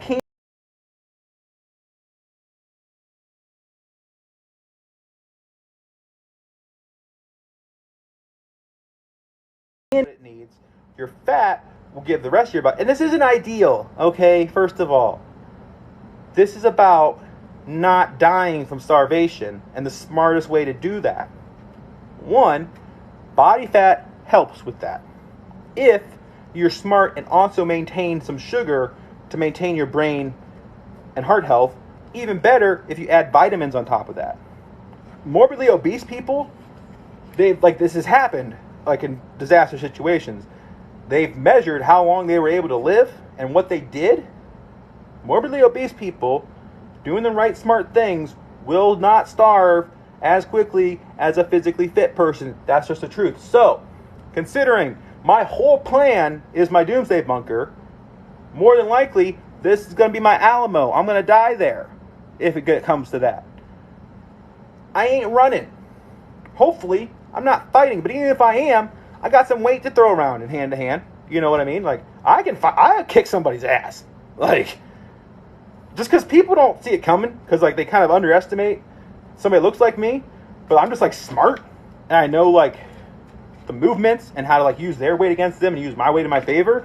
It helps me there. Okay? Now this is debatable. I believe it to be true. I've seen studies both ways. Gunshot wounds, stab wounds, your body fat can help you with that. Now, it's good and bad. If you're getting shot at from the side and a bullet goes right here, it's going to hit me, but if I didn't have so much gut, it might pass me. But at the same time, it's not hitting my vital organs, it's hitting the fat. If I get stabbed, that knife needs to be longer than it does for a physically fit person to hit my vital organ. It just makes sense. Fat's not the best material to stop a bullet. Don't get me wrong. It's not great. But it's better than not having anything if you're getting hit. Okay? There's a number of other benefits. But the point is, if you're sheltering in place, the physical fitness hype that people have and think that's the most important thing you need to do for prepping is bullshit. Okay? I'm sorry. It is. It's not the most important thing you need to do.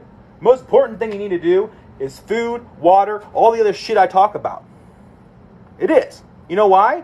Because what's physically fit going to do for you if you don't have this stuff?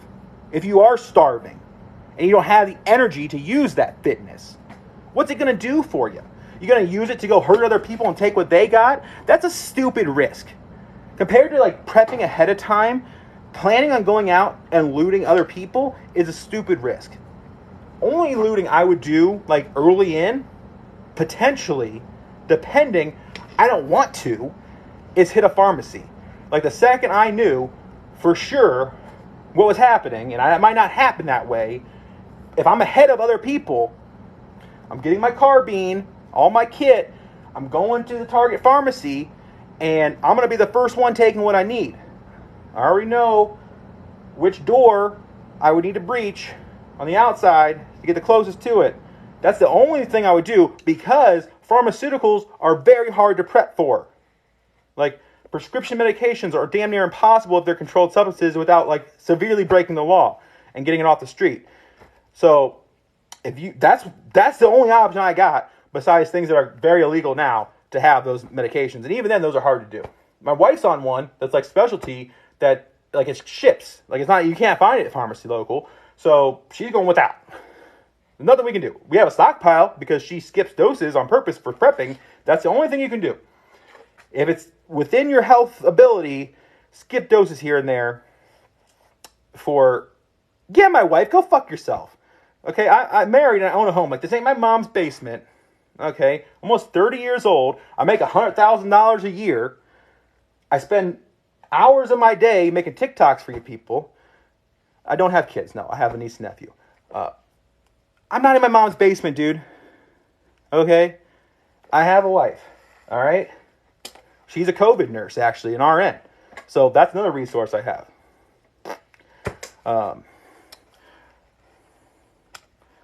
Bro, stop worrying about the end of the world. Go for a walk. That's what I just fucking said. Like, this shit is more important than being physical fit. What does that do for you?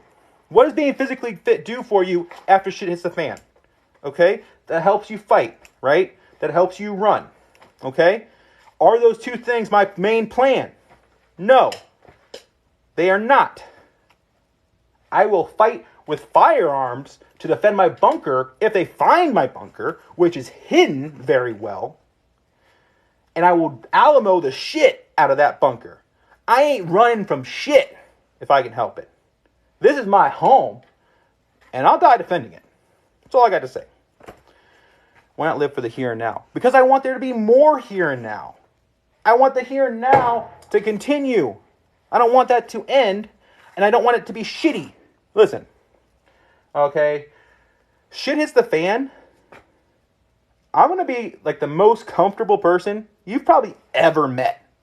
Like, I'm going to be playing video games in my bunker with my renewable power, with unlimited water from my well, with a shit ton of fuel, able to run my freezer for a long ass time till I eat all that food, over a year's worth of shelf-stable food, a ton of like candy and junk food, all kinds of shit in the bunker. I got books, I got video games, I got DVDs, I got laptops, I got a bunch of media saved, like electronically. It's all shielded from EMP. It's hidden. I'm gonna be so cozy. Honestly, I won't have to go to fucking work, so it might be better. It's weird going to work as the world's ending. Can we all agree on that? Those of us who are smart enough to see. Anyone recommend something? I'm not depressed. I don't know why you've gotten that impression. Like, do I really seem like a depressed person to you? Okay, I'm neurodivergent. I have bipolar disorder, very mild. At least that's what's diagnosed. I don't believe in, like, these set categories of... We're going to talk about neurodivergency here. Not super prepping related, but it's related to me. These set categories, because, like, the whole thing is like a spectrum, like your mental health. No two people are the same. No two people fit in the exact same box, right? So I have a diagnosis of ADHD, which you may be able to tell from my hyperness and getting distracted, talking about stuff, showing you different things. And then bipolar. So bipolar has a depression component. I don't experience that much. Most of the time, I'm what they call manic, right? Which is like feeling great, some extra energy, but like my particular situation, that's real mild, right? So it's almost like it's not harmful, is how I would put it. Stay focused for preppers. I got you. We'll stay focused on prepping. Check out my main channel for stuff like that. Anyways, do we have any prepping questions about the generator, about food storage, about any of that kind of stuff? What kind of shelf-stable foods do you prefer? Just curious. Anything and everything. I think that if you're looking for basics, rice and beans. Rice and beans make a complete protein meal. You get rice, beans. You can get canned nacho cheese if you're a cheese lover, which has protein. You can get canned rotel, chilies and tomatoes. Mix that with rice and beans. I could eat that every fucking day for a year if I wanted. Like, that's good. Okay? You get some seasoning. You get put in, like, chili powder. I'm a real big fan of turmeric. I would put turmeric in that. A lot of stuff I put turmeric and ginger in because they go good together, but not in rice and beans. Probably, maybe a little bit. I don't think it's needed. But yeah, rice and beans are a great way to start. Make sure you're getting morale. Like, I have more than a 5-gallon bucket full of Halloween candy. For a number of reasons. One of which, like I said before, if you're starving, save your sugary food for the very end of your food stores, because when your body breaks down your body fat and muscle for energy, it doesn't get any glucose from that, which is what your brain and your heart need, or else you're fucked and you'll die. So you need to input glucose. If you have vitamin supplements, save those too when your food's out. You're eating supplements and glucose, or at least just glucose, and you're living off your body fat. You need that glucose to do that, to have your body fat be of any use to you, to keep you alive and keep you sharp. Your brain's going to work less good. Your heart's going to work less good until they don't anymore, if you don't have glucose coming in. So that's to keep in mind. The Halloween candy I got, yeah, I'm a fat ass. Yeah, I'm going to eat some of it. But it has a purpose. Also, start with the basics. Okay? Canned food. Any kind, every kind of canned food, I'd recommend. I'd recommend getting a variety. Like, I have a tote that's all fruits items. I have a tote that's all vegetable items. I have all things of beans. You know, I have all this separated by category. Canned food, preferably like metal cans. I have like some glass stuff. I'm not a big fan just because glass can break, and that's really disheartening when you lose a bunch of food when a can's not going to break. So yeah, canned food, you can get a lot of canned food for 50, 60 cents before the pricing is about to shoot up, depending on where you go. Get that. Avoid, unless you have a big family, avoid the big number 10 cans. I could grab one for you, but you know what I'm talking about, the big fat ones like the restaurants use. Unless you have a big family, can eat all that in like one sitting, probably avoid those for the most part. Get like the normal size canned food. Get things, flour. Get yeast. Get maza, corn flour to make tortillas. Get sugar. Various kinds of sugar, which I found out recently. Here's a fun tip. If you take regular granulated sugar and put it in like a food processor or a blender, it will turn into powdered sugar. I haven't tried that, but the person who told me, it seemed like it was true. It made sense. But I have a lot of powdered sugar because you can use that for different recipes, like frosting and stuff. It just also can just spice some stuff up, you know. A little bit of powdered sugar on top, a little bit of, you know. Powdered sugar, regular sugar is great. Spices, guys. Spices. The spice of life. I think that get your basics sorted out first. But fairly early on, stock up on some spices. You know, salt used to be money. Okay, before the modern world, people used salt for money. You need salt to live. Pepper. But like, go beyond that. Morale is important. The fucking world ended. You want to have some good yum-yums, right? So, I mean, look at the link in my bio if you want a list of, like, the bulk spices that I would use. Like, first off, I have a whole list of just dry bulk food like that. Like, where you can get it for cheap. Ginger, turmeric, onion, garlic powder, coffee. It's not necessarily... You can kind of use it like a spice to flavor stuff, but it's powdered food. Instant coffee. I said ginger, garlic, cayenne. Cayenne is very useful, not just to spice up your food. It's also good for insect repellents. I believe it might have some antibiotic properties. Cayenne. You know? What else? I fucking love MSG. And let me tell you why MSG might be smart to have. First of all, anything bad you've heard about MSG was like a thing in like the 80s or 90s. It was like a misinformation thing from Big Salt. Read about it. MSG is perfectly safe for you. It's good. It's low sodium. It's just like salt, except for it has an umami flavor, like a meat gives you. And it has like a third the sodium, I think. But it has that same flavor that you get from salt. So when you're eating canned, shelf-stable food, you know what you're getting a lot of? Sodium. There's a lot of sodium preservatives in there. You're good when you're eating that canned food on that for the most part. You fine to add a little bit of salt. But if you want to add salt for flavor reasons, add MSG. Because that umami is going to help you feel more satisfied from the meal. If you're just eating a vegetable, you want that umami on your vegetables to stimulate meat if you don't have it. Second thing, you don't want to have too much sodium. You don't want to get a kidney stone in the doomsday situation, you know? And just be cognizant, you know, look at the labels. You got time in your bunker or whatever. And my sodium's, like if all you eat is canned food, you'll probably end up with the sodium problem. You end up with high blood pressure. And then you get stabbed or shot and you have these other problems from the sodium, you're just worse off. So MSG, first of all, it's great. I use it all the time. It's lower sodium. That's something you should prep for. Let's have some of that. It's good. Other spices. Oh, honey. It's not really a spice, but it's a topping.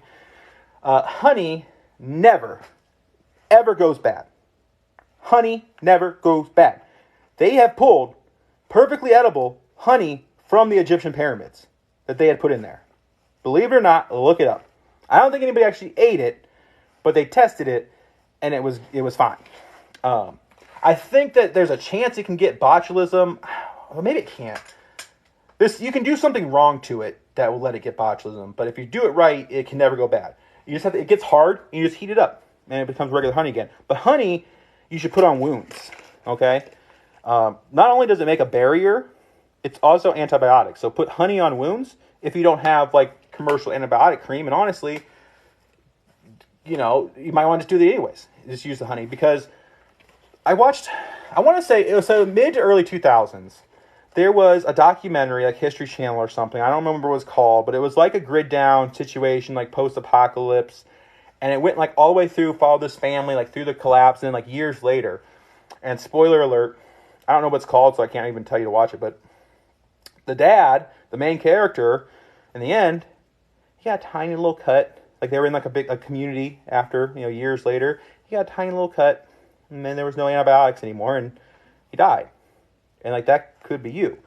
And so like antibiotics that you can get from the store, like you can get like amoxicillin for fish, which that's overhyped in my view, because the bacteria that are out there now, amoxicillin doesn't work very well on a lot of them anymore because they've like got resistant.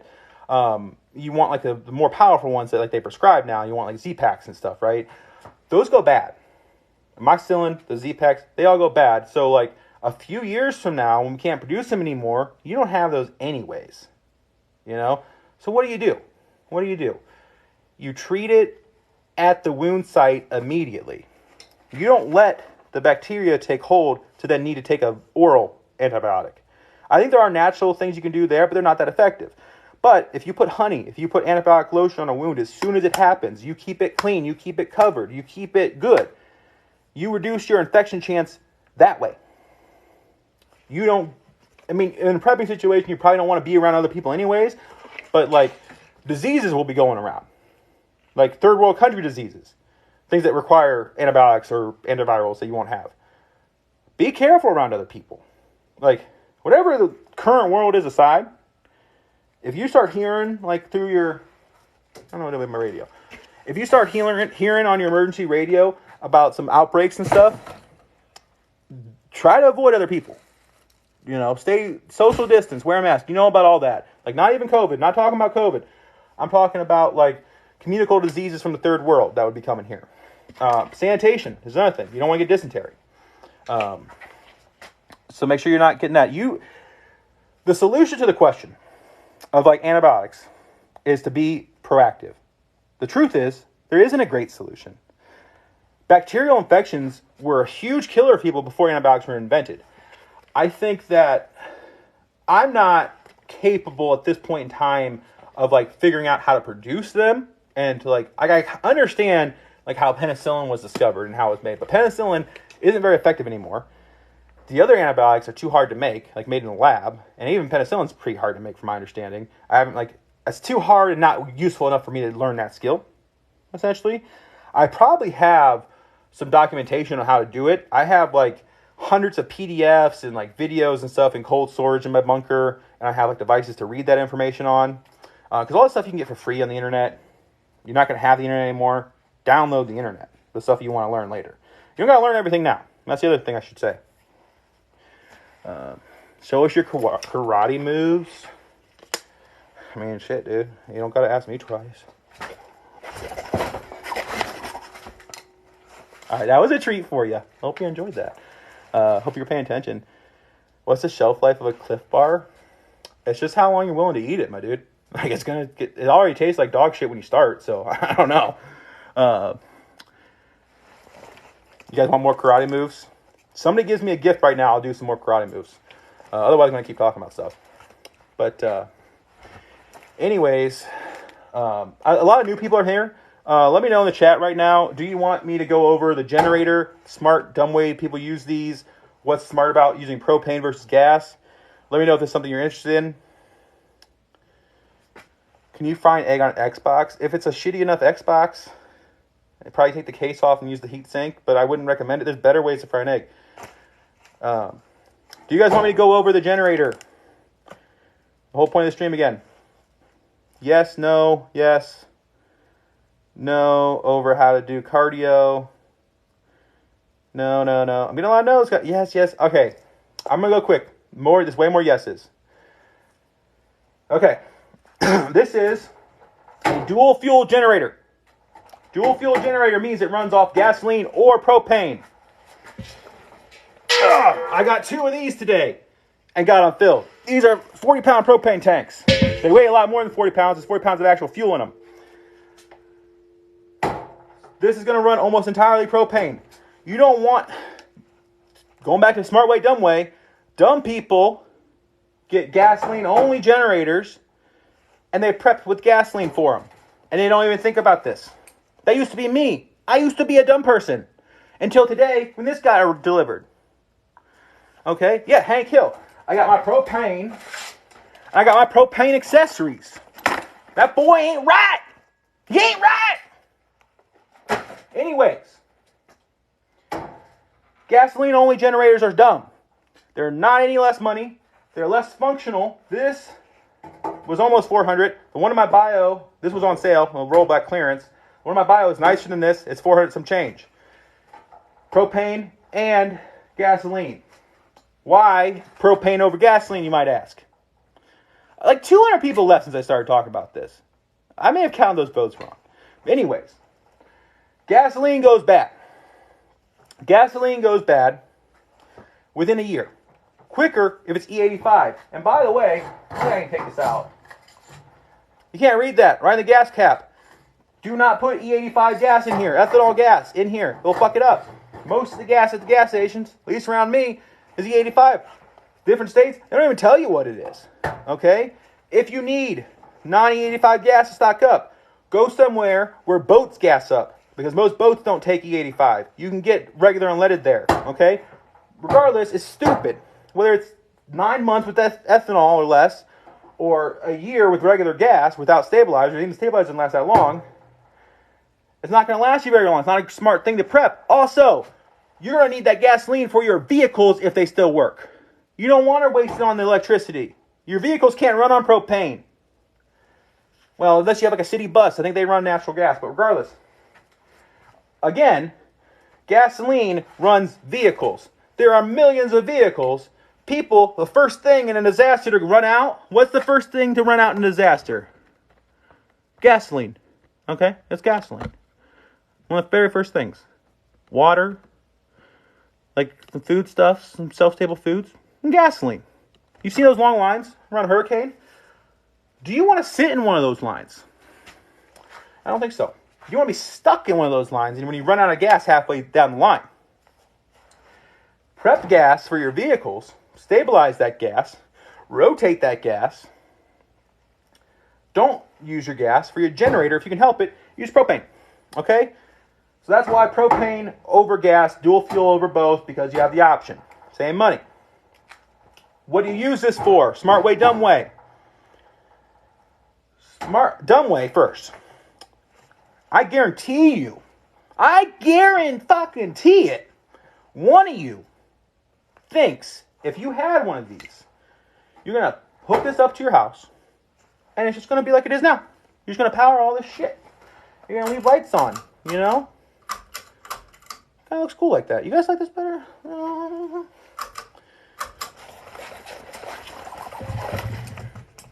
Anyways, you're going to not want to do that. Okay? You're not going to want to run your whole house. You want to go appliance by appliance. Because your house, running it, is going to waste energy. Whether you are smart about it or not, there's things on your grid that will waste your power. Okay? This is what I'm going to do with this. This is all I'm going to need to do with this. Because I have my jackeries. I have my jackeries. And I have my solar generators for my small stuff. My jackeries can run flat screen TVs. It can run preloaded PlayStation. It can run laptops. My PC gaming. PC Master Race. Use my renewables for that. The things that take a low voltage. My freezer. And my well pump. Okay? That's what this is for. Almost entirely. Freezer, you take all the dead space in your freezer and you fill it with water.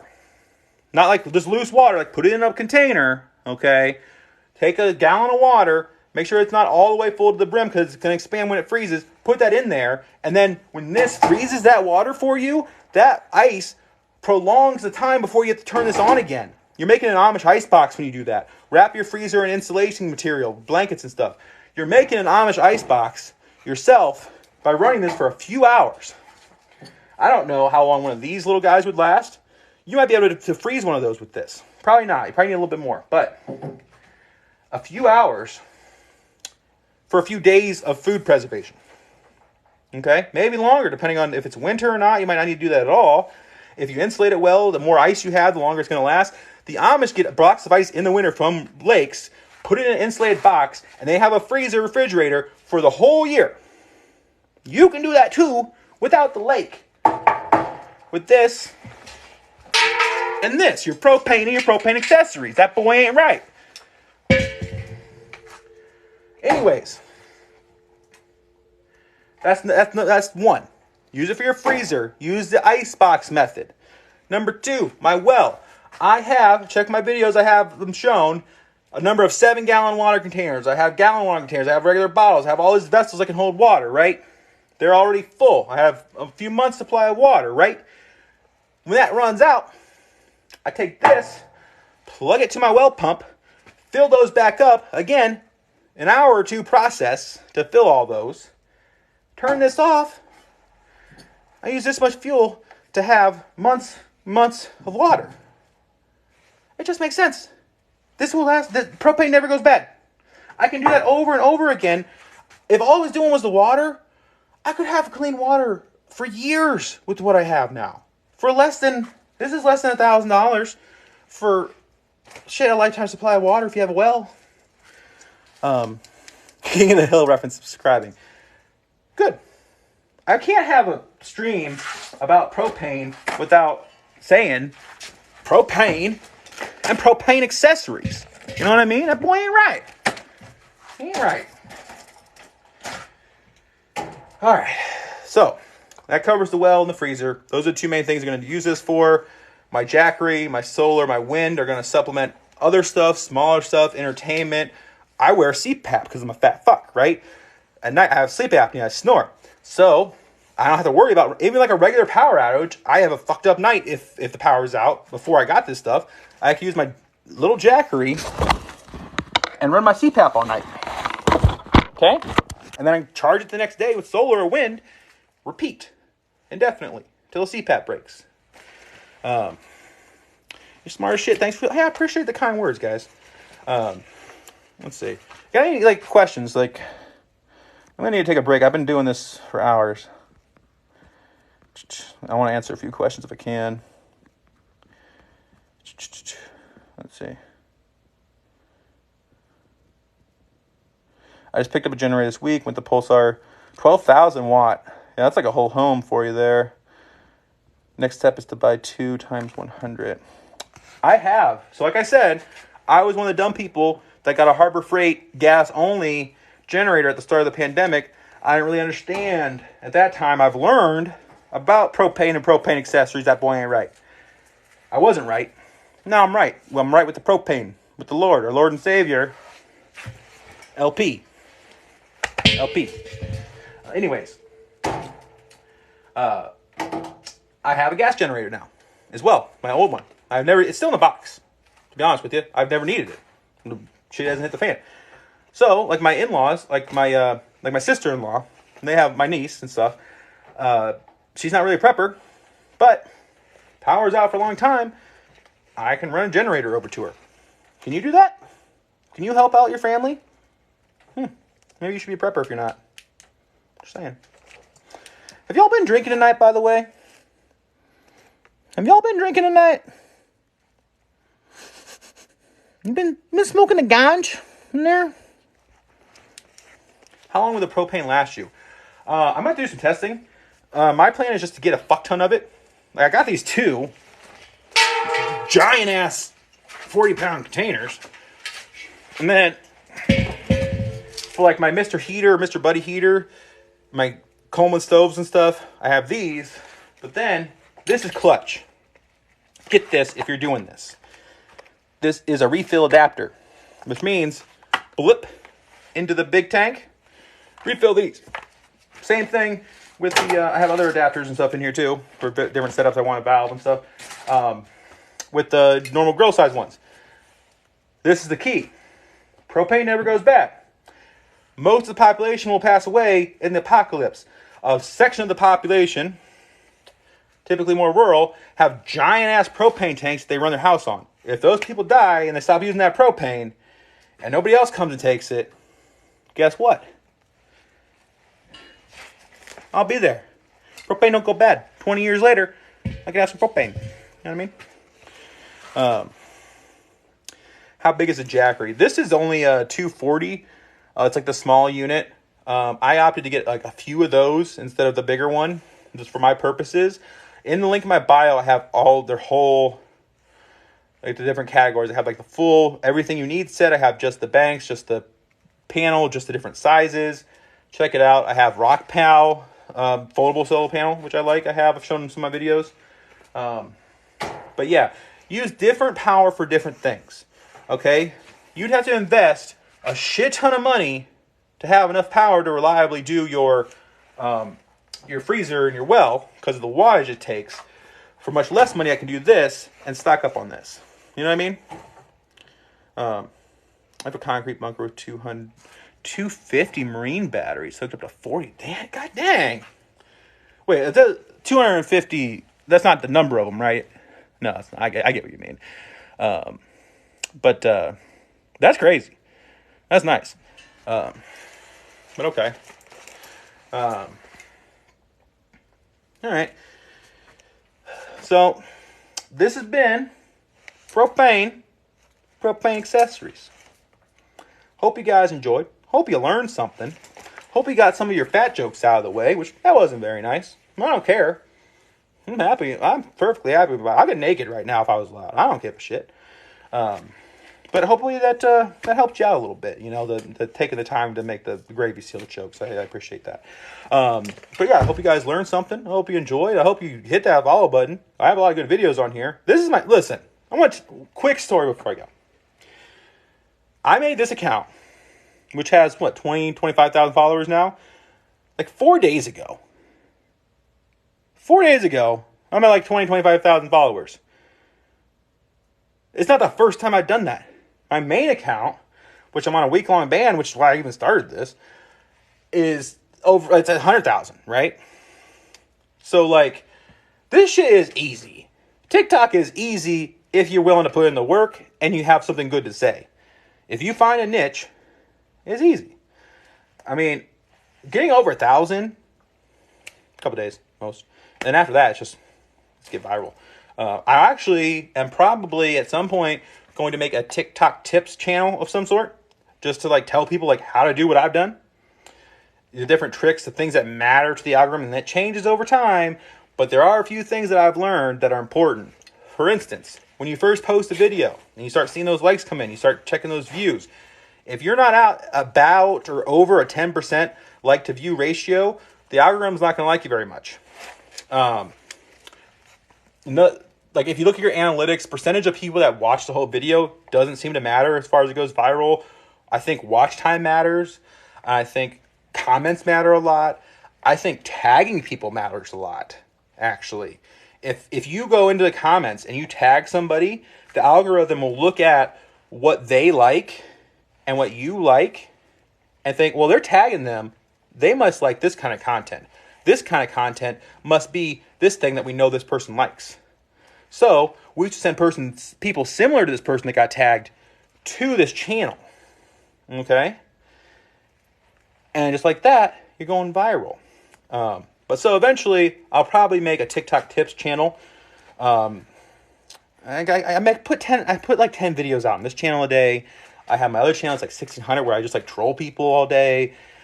I put a few videos down there now just because it's not as interesting to me. And then my main channel, which I should have back, I might have it back right now. I'm going to have to check after get off the stream. I'm going to probably do 5 videos on there, 5 videos on here today, because I really like this channel. I like what this channel is. I like that it's prepping focused. You won't get into really anything else. Like, if you want my politics, go to my main channel. If you want my satire politics, go to my other second channel, it's smaller than this one. And if you just want prepping, you come here, because prepping, also there's a lot of prepping on my main channel. There's a whole playlist of it. But if you just want prepping, this is a great place, because prepping, in my view, is apolitical. Because after the world ends or shit hits the fan, all your politics, they don't matter anymore. Okay? Your politics won't matter anymore because there won't be a government to worry about anymore. There won't be all half the problems we have that we argue about now. There won't be. It's going to be about survival. It's going to be about communities. It's going to be small. And like left or right, whatever, small communities operate in a certain way. It's not very similar to the way we act now. And however we act now, we're doing it wrong. That's why the world's ending. I'll leave you with that. Actually, no. I'll leave you with, this has been propane and propane accessories. That boy ain't right. Stay safe, friends.